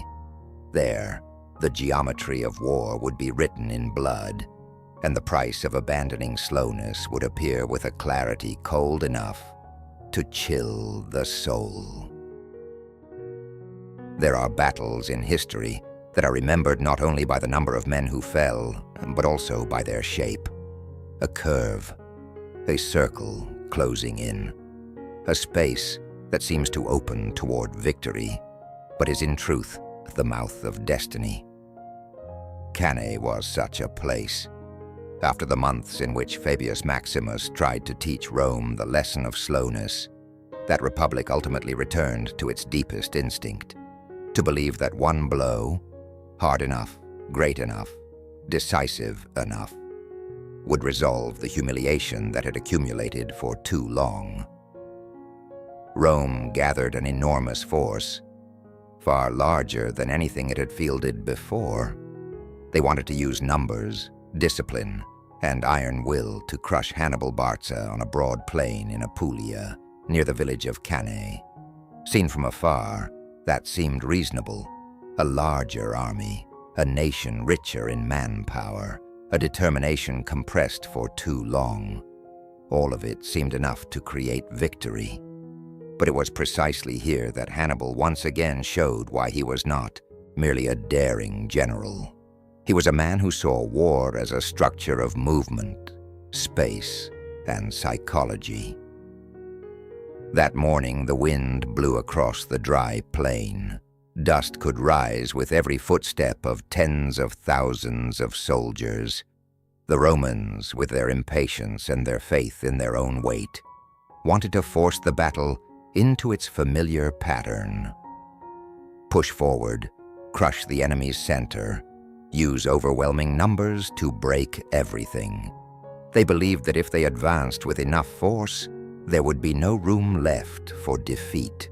But Hannibal had prepared a different lesson for them, a lesson not written in words, but in the very arrangement of men upon the battlefield. He placed his center, made up of Gaulish and Iberian soldiers projecting forward like a soft bow. On the flanks stood his African troops, more seasoned and more disciplined, held somewhat aback. The cavalry was arranged to secure superiority on the wings. To a hurried eye, that center seemed to be the weak point. And indeed, Hannibal wanted Rome to believe exactly that. When the battle began, the Roman forces drove their strength into the middle, like floodwater rushing into soft earth. They surged forward, pushing back Hannibal's center little by little. From a distance, many may have thought Rome was winning, but what they saw was only the surface. What Hannibal was doing was something far more refined. He allowed his center to withdraw in a controlled retreat, gradually turning from a convex curve into a concave one. That was not a collapse. That was an enticement. This is precisely the moment when Cannae became a blood-soaked poem of military geometry. For while the Romans thought they were throwing open the gates of victory, they were in fact stepping deeper into a void carefully designed in advance. The farther they advanced, the more tightly their formation was compressed. The less space they had to maneuver, the harder it became to bring their true strength into play. And then, when the moment was ripe, Hannibal's African wings closed in from both sides like two stone doors. At the same time, the Carthaginian cavalry, having routed the Roman cavalry on both wings, swept around to the rear and sealed the final path of escape. An army that had come to encircle its enemy now became the one encircled. That is the chilling beauty of Cannae. Not only because the number of the dead was so vast, but because the entire tragedy unfolded like a completed equation. Every Roman advance, which seemed like strength, was precisely what made the trap close more tightly. Every push forward made the air more suffocating, the space narrower, commands harder to communicate, panic easier to spread. Once the circle had closed, numbers were no longer a strength. They became a burden. The soldiers were pressed too tightly together to fight, as they had been trained. They were no longer an army of order, but gradually became a mass of men choking in helplessness. Here, Hannibal's genius reached an almost metaphysical level. He did not win merely through the strength of his arm. He won through understanding that a battlefield can also be written like a geometric composition. Which angle must open, which line must curve, which space must yield, which moment must close. And deeper still, he understood something that every great leader understands. Sometimes to win, one does not need to strike directly at the strongest point of the enemy. One need only make that very strength turn into a prison for them. Cannae, therefore, was not merely Hannibal's greatest victory. It was the summit of the entire road he had traveled since leaving Iberia, crossing the Rhone, passing through the Alps, and fighting at Trebia and Trasimene. All the lessons of tempo, terrain, psychology, and patience converged here. In a single day, Hannibal showed that war is not only courage, but also the art of reading human beings to their very depths. Reading pride, impatience, blind faith in numbers, and the moment when an army no longer recognizes that it has gone too far into the trap of its own making. For Rome, Cannae was a nightmare. It shook the entire republic. Families lost loved ones. Homes were left without the sound of returning footsteps. Senators understood that this was no longer an ordinary defeat. It was a wound cut into the collective memory. A cold question began to appear through the dust, the blood, and the burning sun. If a massive Roman army could still be crushed in this way, then what was no longer possible?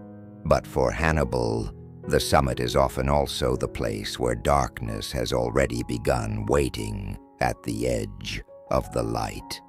For there are victories so immense that they make the whole world believe the final door has opened. That's all. Only one more step is needed, and everything will collapse.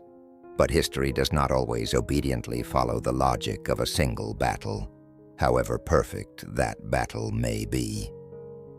After Cannae, the dust would settle. The cries would sink into silence. And upon that field which had witnessed the exquisite geometry of war, another question would begin to emerge, slower but heavier. Once the height of victory had been touched, why did the road to the heart of Rome remain as distant as a dream, unwilling to take form? After Cannae, perhaps the entire Mediterranean world held its breath. A vast Roman army had been crushed on the hot, dry plain of Apulia. Mothers had lost sons. Homes had lost those who would never return. The halls of Rome must have sunk into a silence so heavy that even footsteps seemed to echo from very far away. And on the other side of that stunned stillness stood Hannibal Barca, the man who had just reached the most radiant summit of his military career. This is the moment that history so often loves to tell through short, sharp questions. Why did he not march straight on Rome? Why did the man who had won so greatly not end the war at the city gates? Why, when the door seemed already ajar, did the hand of victory not push it fully open? These questions sound simple, but the truth of history rarely moves along such simple, straight lines. After Cannae, Hannibal truly was standing before the greatest opportunity of his life. That victory did not merely inflict devastating losses on the Roman army. It also shook the confidence of Rome's Italian allies, causing many city-states to waver, many regions to begin asking whether Rome was still the solid wall it had once seemed to be. To a certain extent, Hannibal had achieved what he had always aimed for. He had brought war into the political and psychological heart of Italy, forcing the entire Roman system to see the cracks within itself. But a victory on the battlefield, no matter how great, has never automatically turned into the collapse of an empire. That was precisely Hannibal's greatest tragedy. He was a master of the battle, but Rome was not merely an army. Rome was a walled city, a center with a formidable capacity for self-defense, a political system able to swallow pain and continue mobilizing men and resources, a network of allies that, though shaken, had not yet broken, and above all, a republic whose endurance was very different from that of enemies who a single victory could bring down. To strike directly at Rome, Hannibal needed more than the glory of Cannae. He needed siege engines, stable supply lines, reinforcements, a united and resolute rear fully supported by Carthage, and a powerful chain reaction capable of making Italy abandon Rome all at once. But those things were not entirely in his hands. This is the point that makes Hannibal's story both magnificent and sad. There are men born to move ahead of their age by the force of their intellect, and yet they still must carry on their shoulders the limits of the very world that gave them birth. Hannibal could fight more beautifully, think farther, and dare more boldly than many of his contemporaries, but he could not single-handedly turn Carthage into a war machine with the same logistical discipline as Rome. He could not conjure from emptiness the supply trains, the reinforcing armies, or the complete unity of will from the ruling class at home. His genius was immense, but not so immense that it could erase every weakness in the structure behind him. That is why this moment should not be understood as a simple hesitation. It should be understood as the place where genius touched its limit. After Cannae, Hannibal could make Rome bleed. He could cause many of Rome's allies to waver. He could make his own name a haunting presence.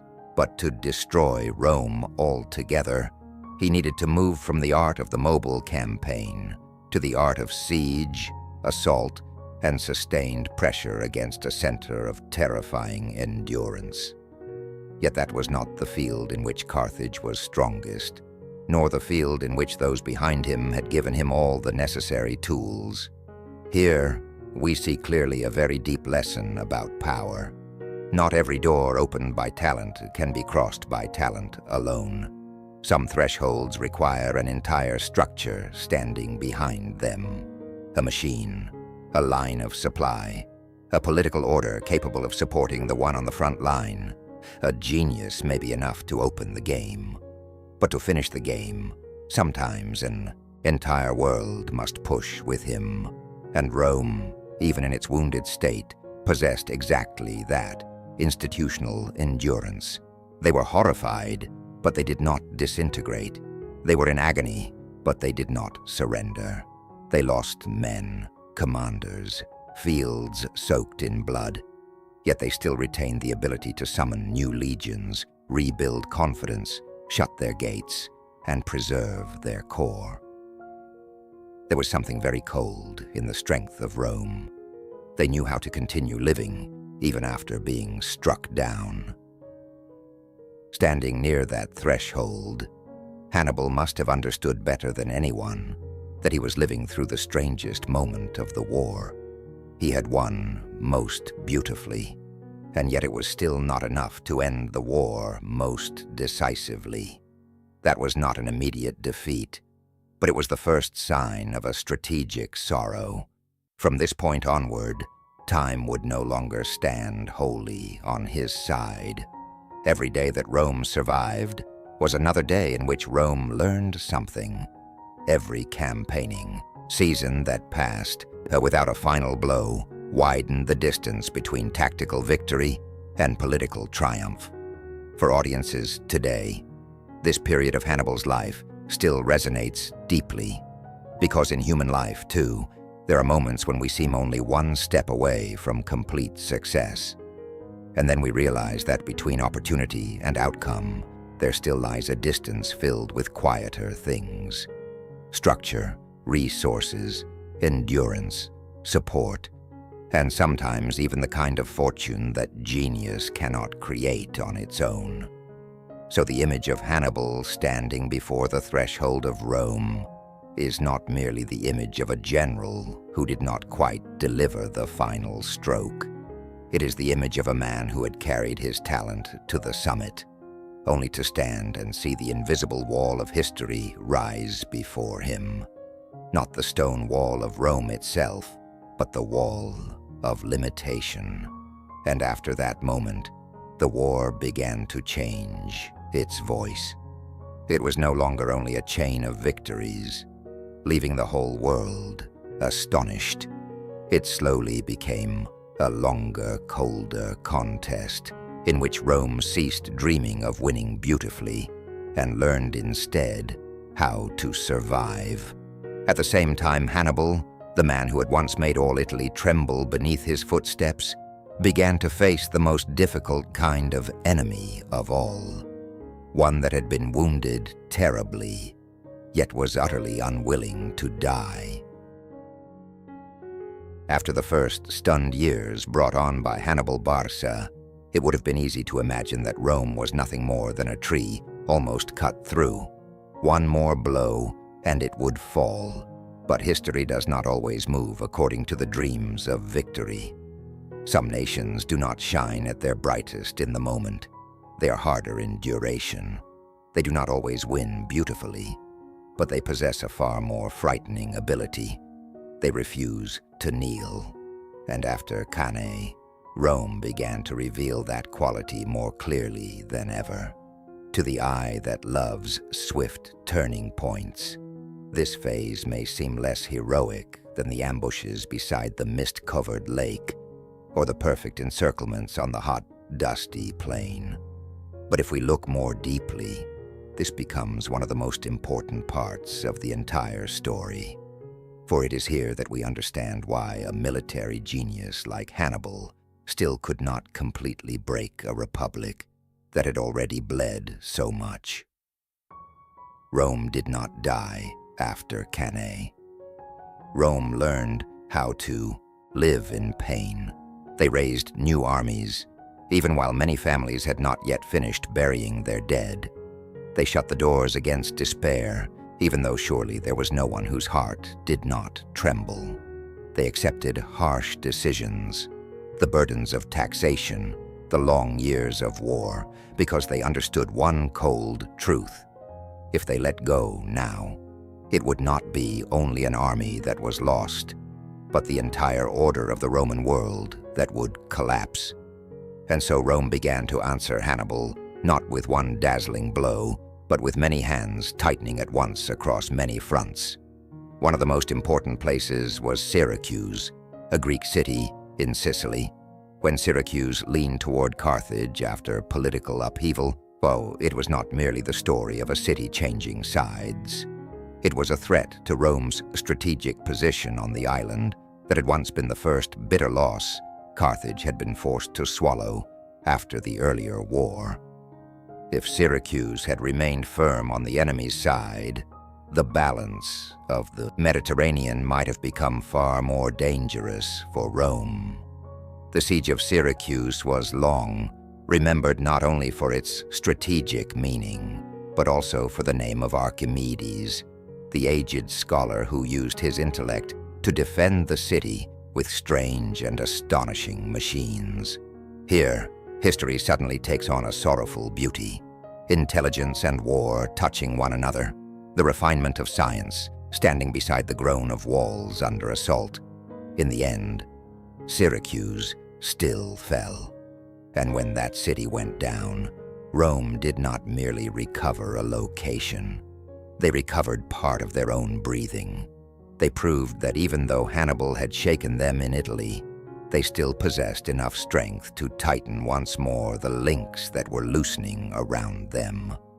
But if Syracuse was the door in the south, then Iberia was the deeper bloodstream, for it was there that the Barca family had built the foundations of its power, where there was silver, manpower, military prestige, and the memory of Hannibal's own early years. As long as Carthage held Iberia firmly, Hannibal still had a distant shadow of a rear base, a source of life not yet fully cut off. Rome understood this, and for that reason, the war in Iberia gradually became an effort no less vital. At first, the Romans paid no small price there as well. The brothers Publius and Gnaeus Scipio fought fiercely, but in the end, both fell. Such losses ought to have wearied a nation still further. But for Rome, loss did not automatically produce surrender. At times, it produced a colder kind of hardness. It was from that darkness that a new face began to rise. Publius Cornelius Scipio, the young man who had briefly appeared in the early years of the war, and who was now slowly maturing into the most formidable rival a Hannibal would ever face. When Scipio entered Iberia, he did not bring soldiers alone. He brought something even more important, the sign that Rome had begun to learn. To learn not only how to endure blows, but how to choose the right point at which to strike back. To understand that if Hannibal was to be weakened, it would not be enough simply to chase him across Italy. They would have to touch the invisible supports that sustained him from afar. And step by step, Rome did precisely that.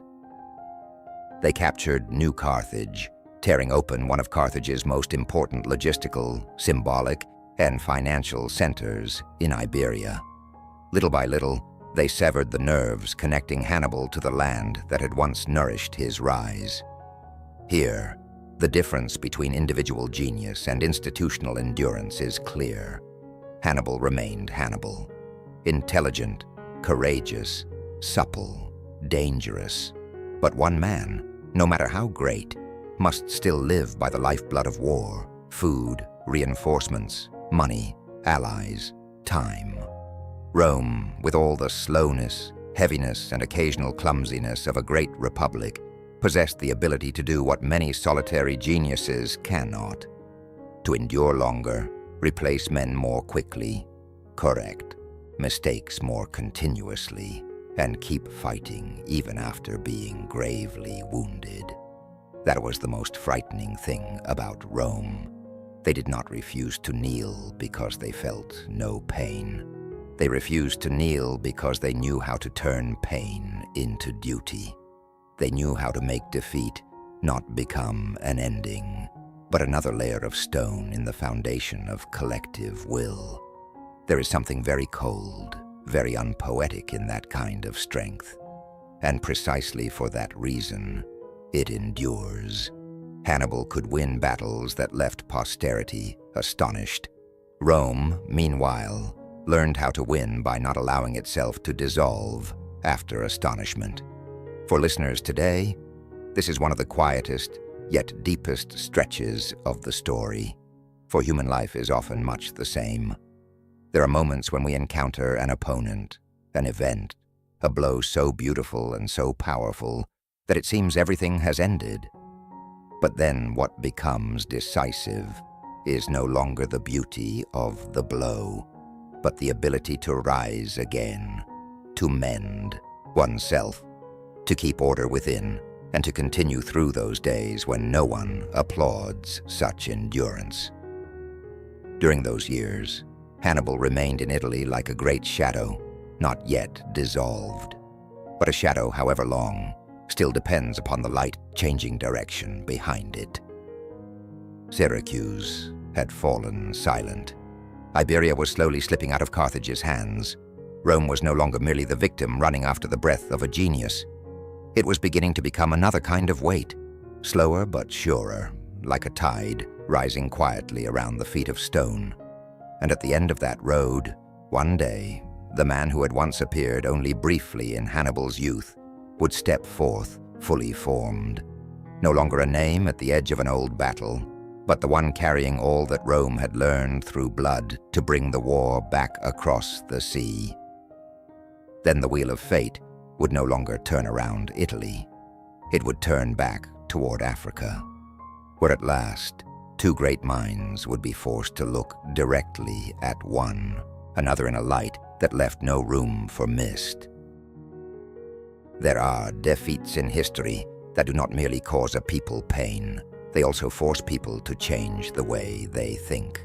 After Trebia, Trasimene, and especially Cannae, Rome did not lose only men, it lost territory as well. Rome lost an old illusion that being more numerous, harder, and more relentless would be enough to crush every opponent. Before Hannibal Barca, they were forced to learn a far more difficult lesson, the lesson of adaptation, and the man who gave that lesson its clearest form was Scipio Africanus. There is something very quiet in the way history prepared for the meeting between these two men.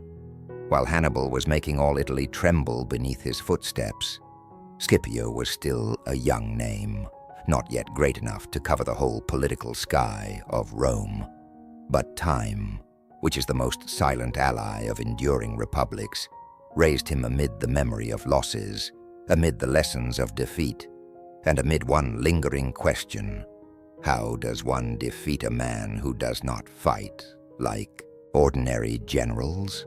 Scipio seems to have understood early what Rome had to spend a great deal of blood to realize. Hannibal could not be defeated merely by being a Roman in the old sense.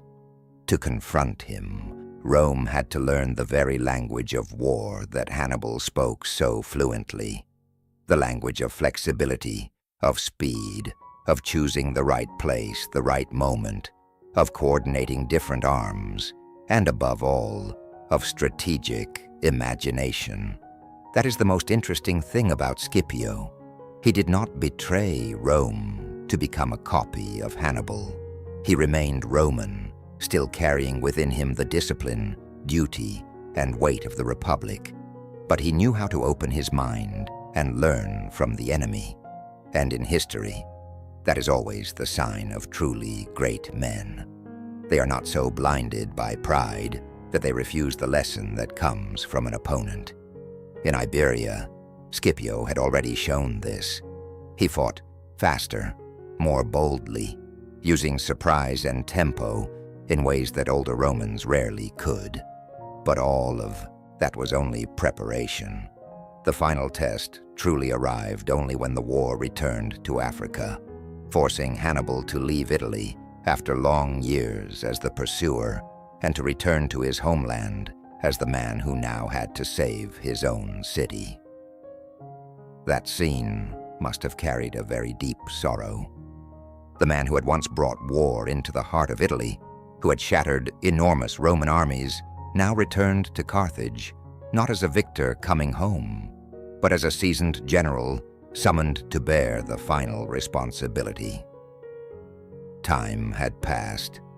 The long years on foreign soil had taken much from him. The elite troops of the early days, the opportunities that had once flashed brightly after Cannae, and even the full initiative he had once held in his own hands. But Hannibal was still there. That intellect, that composure, that ability to see war as a game of many layers. And then Zama came. If Cannae was the summit where Hannibal wrote the blood-soaked poem of military geometry, then Zama was the place where Rome answered in a language far more mature than the one it had spoken in those early, naive, and impetuous days. Scipio did not enter this battle like the generals who had rushed at Hannibal because their pride had been stirred. He entered it prepared, calm, with a deep understanding of his opponent. Hannibal had war elephants. Scipio opened lanes in his formation so that they would be drawn through, rather than crash straight into a dense infantry mass. Hannibal had experience, renown, and battle-hardened soldiers. Scipio answered with organization, with discipline that had been adjusted and refined, and especially with the Numidian cavalry. This force no longer stood fully on Carthage's side, as it had in earlier years. It was a reversal full of meaning.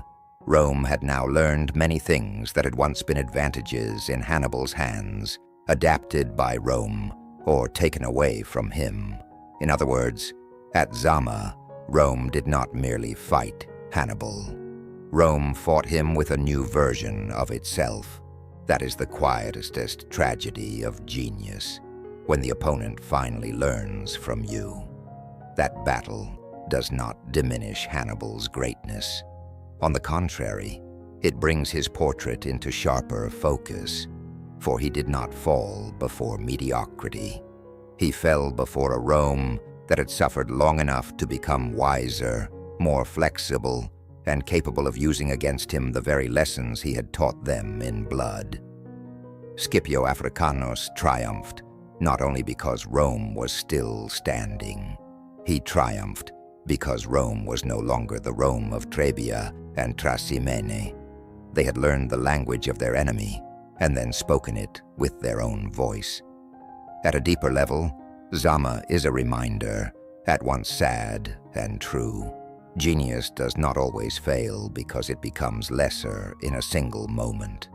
Sometimes genius fails because the world has finally begun to understand it. After Zama, the war almost completely tilted in Rome's favor. Carthage had to accept harsh terms. Hannibal, the man who had once cast the whole Mediterranean into a state of sleeplessness, was no longer the one holding the rhythm of history in his hands. But what is strange is that this defeat did not make him smaller in the memory of mankind. It only changed the color of the light cast upon him. From the bright light of a victor to the later, sadder light of a man who had gone so far that he forced even his enemy to change to defeat him. For listeners today, this story leaves a very deep echo. In life, we sometimes encounter opponents, trials, or upheavals that do not merely hurt us, but force us to grow. Rome grew in exactly that way before Hannibal, and that is what makes their final victory both admirable and faintly sorrowful. For behind the glory of Scipio lies the undeniable truth that part of Rome's maturity was forged in the long shadow of that Carthaginian. But if the battlefield was the place where Hannibal lost his final hold on initiative, his life did not end there. There are some men who, after defeat, slowly disappear into silence. Some men step into another chapter where talent no longer appears in the thunder of horses and the dust of battle, but in the way they face ruin, politics, exile, and the last dignity still left to them. When the clash of steel at Zama had faded, another road began to open, less glorious perhaps, but one that would reveal even more clearly the true core of Hannibal Barca. After Zama, a great chapter had come to an end, but the life of Hannibal Barca had not. There are some people who, once defeated on the battlefield, gradually fade away, like footprints covered by the wind upon the sand. But there are also those who, only after the noise of sword and spear has fallen silent, reveal another layer of themselves, deeper than before. With Hannibal, that took the form of a sorrowful beauty. When he was no longer the man riding upon the speed of war, he still did not become a helpless shadow. He changed shape, from warrior to reformer, from the man leading armies to the man trying to save a city wasting away from within. Returning to Carthage after defeat, Hannibal did not step back into an unbroken homeland. He returned to a city-state that had been badly wounded, bound by harsh peace terms, stripped of much of its strategic freedom, and above all, weighed down by the very illnesses long festering within itself. Division, stagnation, factional interest, and social classes too accustomed to living by the half-wisdom of politics rather than by the discipline of survival. And it is precisely here that we see most clearly why Hannibal was not merely a general who knew how to win battles. He was elected to a high office in the government of Carthage, commonly known as the Suffet. There he set his hand to a kind of work that carried far less glory than war, reforming the machinery of state, restoring financial order, fighting corruption, and forcing those who had lived too long by the ambiguity of power to confront discipline and responsibility. This is something worth pondering deeply. Many men can fight skillfully when facing an external enemy, yet prove helpless before decay within their own walls. Hannibal was not one of them. He understood that a city does not die only by the sword of a foreign power. It also dies by its own softness. Perhaps this was one of his deepest convictions, though he left behind no written treatise like the philosophers. True power does not lie in the radiant moment of victory, but in the ability to rebuild order when everything has begun to tilt and break. But reform is always another kind of war, and sometimes an even lonelier one. On the battlefield, men at least know who the enemy is and who their friends are. In politics, that boundary is far softer. Not everyone whom Hannibal touched in his efforts to restore order wore armor. They wore robes, sat in councils, spoke in gentle tones, and knew how to defend themselves by stoking others' fears. They understood very well that a victorious Hannibal was dangerous. However, a Hannibal successful in domestic reform might be even more dangerous still, for then he would no longer be only the memory of war, but could become the model for a reborn Carthage. And so, his enemies turned to Rome. It is one of history's bitter paradoxes. The man who once kept Rome awake at night was now pressured by his own countrymen through the shadow of Rome itself. The Romans, of course, had not forgotten Hannibal. Their victories had never been enough to erase the haunting force he had planted in their collective memory. As long as he lived, they still felt that name, like an ember not yet fully extinguished beneath the ash. And when the opportunity came to force Carthage to surrender him or remove him, they did not let it pass. Hannibal understood this. He understood that if he remained, he might become the pretext for Rome to tighten its grip still further upon Carthage, and he also understood that his homeland was no longer strong enough to shield him against the great wind of history. So he left. From this point on, Hannibal's life took on the color of exile. He passed through the courts of the East, seeking a place beside kings who still wished to resist the growing power of Rome. At one point, he came to Antiochus III, the Seleucid ruler. At another, he drifted farther still, like an intellect too large for any temporary refuge. But the sadness here is this. A man who had once shaken all Italy now had to live on the cautious reception of kings who were not always great enough to fully understand his worth. Genius in exile often suffers not only material hardship, but it must also endure the feeling of being placed inside rooms too small for its true size. Even so, Hannibal was never entirely broken. In the final years of his life, he still gave military counsel, still thought deeply, still sought in whatever measure remained possible to resist Rome. But the world had changed. The balance had shifted. The winds that had once carried him across the Rhone, the Alps, and the fields of Italy no longer blew in the old direction. And then, as so often happens with empires that know how to pursue an enemy to the very end, Rome reached out toward him once more. While he was in Bithynia, under the protection of King Prusias, Hannibal understood that the final encirclement was closing in. Rome wanted him, either as a prisoner, or as a belated trophy, or at least as a symbol fully broken at last.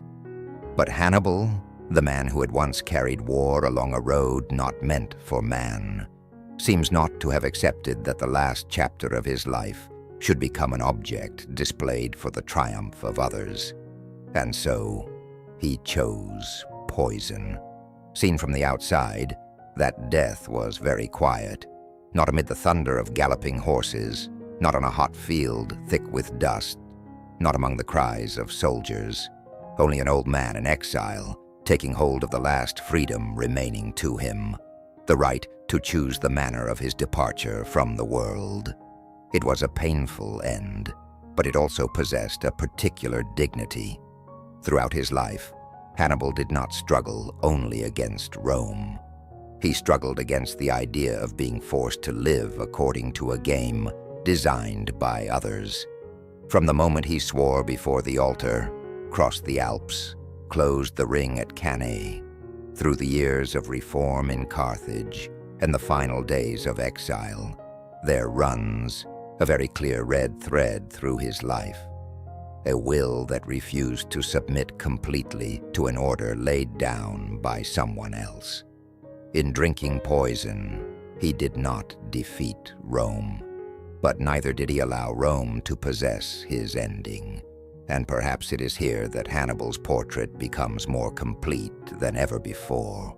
Not only a military genius, not only the ghost before the city gates, but also a man who traveled from glory into ruin, from battle into reform, from power into exile, and still preserved within himself one final hard core not easily crushed. When a human life closes in such a way, what remains is not only the question of who won and who lost. What remains is the echo, the lesson, the way a man may fail in outcome and yet still prevail in stature. And as the night grows deeper, perhaps it is time for the rhythm of the story to soften, so that we may look at Hannibal not only as a figure of the ancient world, but as an echo still reaching all the way into our own year 2026. About vision, about limits, about the strength of the will, and about the price a human being must pay when he dares to live larger than his own age. Let the breath slow a little, slow like the lamp in the room has just been turned down one notch lower, still bright enough for us to see the path, yet gentle enough that the heart does not have to remain awake too long with the hurried movements of the world. Breathe in as though you were inviting stillness to enter. Breathe out as though you were gently sending the noises of a long day out through the door. The news that moves too quickly, the claims that sound too certain, the arguments that never seem to truly end, the worries that arrive before we have even found the right name for them. And now, as the story of Hannibal Barca has nearly completed its circle, we return to the year 2026, our own age. An age very bright, very fast, very connected, yet also very easy to tire within. So many facts, but not always vision. So much drive, but not always endurance. So many gifted people, but not always a strong enough foundation to keep achievement from dissolving halfway down the road. In such an age, does Hannibal still have anything to say to us? Yes, and perhaps more than we imagine. The first thing Hannibal teaches this age is about vision. He was one of those rare human beings in history who dared to see a road where others saw only a wall. When most of the world would likely have thought of familiar ways of fighting, he thought instead of carrying war along routes no one believed an army could travel. That was not boldness alone. It was the ability to look at reality not as it appears, but as it might be rearranged. Our year 2026 needs that same power. Many people in modern life are living among their own Alps. Age, illness, technological change, loneliness, upheaval within the family, anxieties about money, or the feeling that they have already moved too far away from youth to begin anything again. But Hannibal reminds us that many of the walls in life do not ask only for strength to be crossed. They ask for a different way of seeing. Sometimes the path does not appear before the strongest person, but before the one who dares to think differently from the crowd. But he also teaches us a second lesson, deeper and quieter. Great vision is not enough without endurance that lasts long enough. People often remember Hannibal through the peaks, the Alps, the Trebia, the Trasimene, the Cannae. But behind those peaks were countless days of hardship that history records only lightly. Long marches, cold nights, times of scarcity, decisions made when no one could be certain how many men would still be standing beside them tomorrow. This is the less dazzling side of genius, but also the truest side. For in our lives as well, the part that decides destiny rarely lies in a single brilliant moment. It lies in the ability to keep going through days with no applause, to keep going when the result has not yet arrived, to keep going when others do not understand, to keep going when the road one has chosen begins to take a great deal of strength away. Hannibal shows us that will is not something that appears only on the mountaintop. True will is what keeps the feet moving in the middle of the mountain road.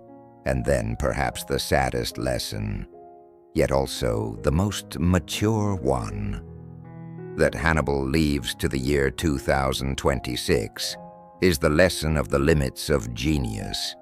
He could win battles that posterity still remembers.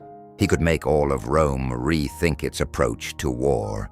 He could force his enemy to learn from him before it became strong enough to defeat him. And yet in the end, he still did not achieve a complete victory. Why? not because he lacked intelligence, but because no genius, however great, can alone replace an entire system. That is something modern people need to remember deeply. We are living in an age that often celebrates the individual so intensely that it nearly forgets the role of structure. We admire the skilled, the exceptional, the unusual, and there is nothing wrong with that. But Hannibal's story reminds us that behind lasting success, there must always be a foundation, a collective strong enough, an order stable enough, a rear support loyal enough, a mechanism wise enough to nourish talent rather than merely consume it. Genius may open the door, but to walk the whole corridor beyond that door usually requires more hands than one. Perhaps that is why the story of Hannibal is not merely a story of victory or defeat. It is a story about the deeply human distance between what we can imagine and what the world allows us to complete. And if we look at that distance with gentler eyes, it is not only sorrowful, it also makes Hannibal feel nearer to us. In life, almost everyone has known some radiant Cannae of their own, a moment when they did what seemed impossible. And almost everyone has also known some Rome they could not yet enter, a limit that effort, talent, and courage alone were still not enough to overcome. But it is precisely there that human dignity begins to be measured in another way, not only by how much one has won, but by what one is still able to preserve in the soul after understanding one's own limits. Hannibal lost the war, lost his homeland in the fullest sense, lost his last chance to break Rome, but he did not lose his inner core, vision, will, and the right to determine the final freedom of his own life. Defeat did not make him smaller. It only revealed more clearly the price of living as a human being, larger than the frame of one's own age. And perhaps that is the gentlest lullaby Hannibal sends to the year 2026. That we should dare to look far, that we should endure the road, that we should understand the value of structure, of support, of the quiet things that uphold success. And when life does not allow us to win completely, we should still try to keep hold of our dignity, for that is the part no empire can truly take away. The night has grown deeper now. The story of that Carthaginian has also settled, like the surface of water after a long wind. But there are some figures who, once they have passed through history, never wholly dissolve into the dark. They only step back a little, far enough to become reflection, near enough to remain in the heart as a slow echo, that there are human beings who do not conquer the world, yet force the world to change the way it looks at itself. And in this stillness, when the breathing has grown more even, perhaps this too is the moment when we close our eyes, allowing history to cease being only battles that have passed, and to become instead a small lamp still warm within the heart.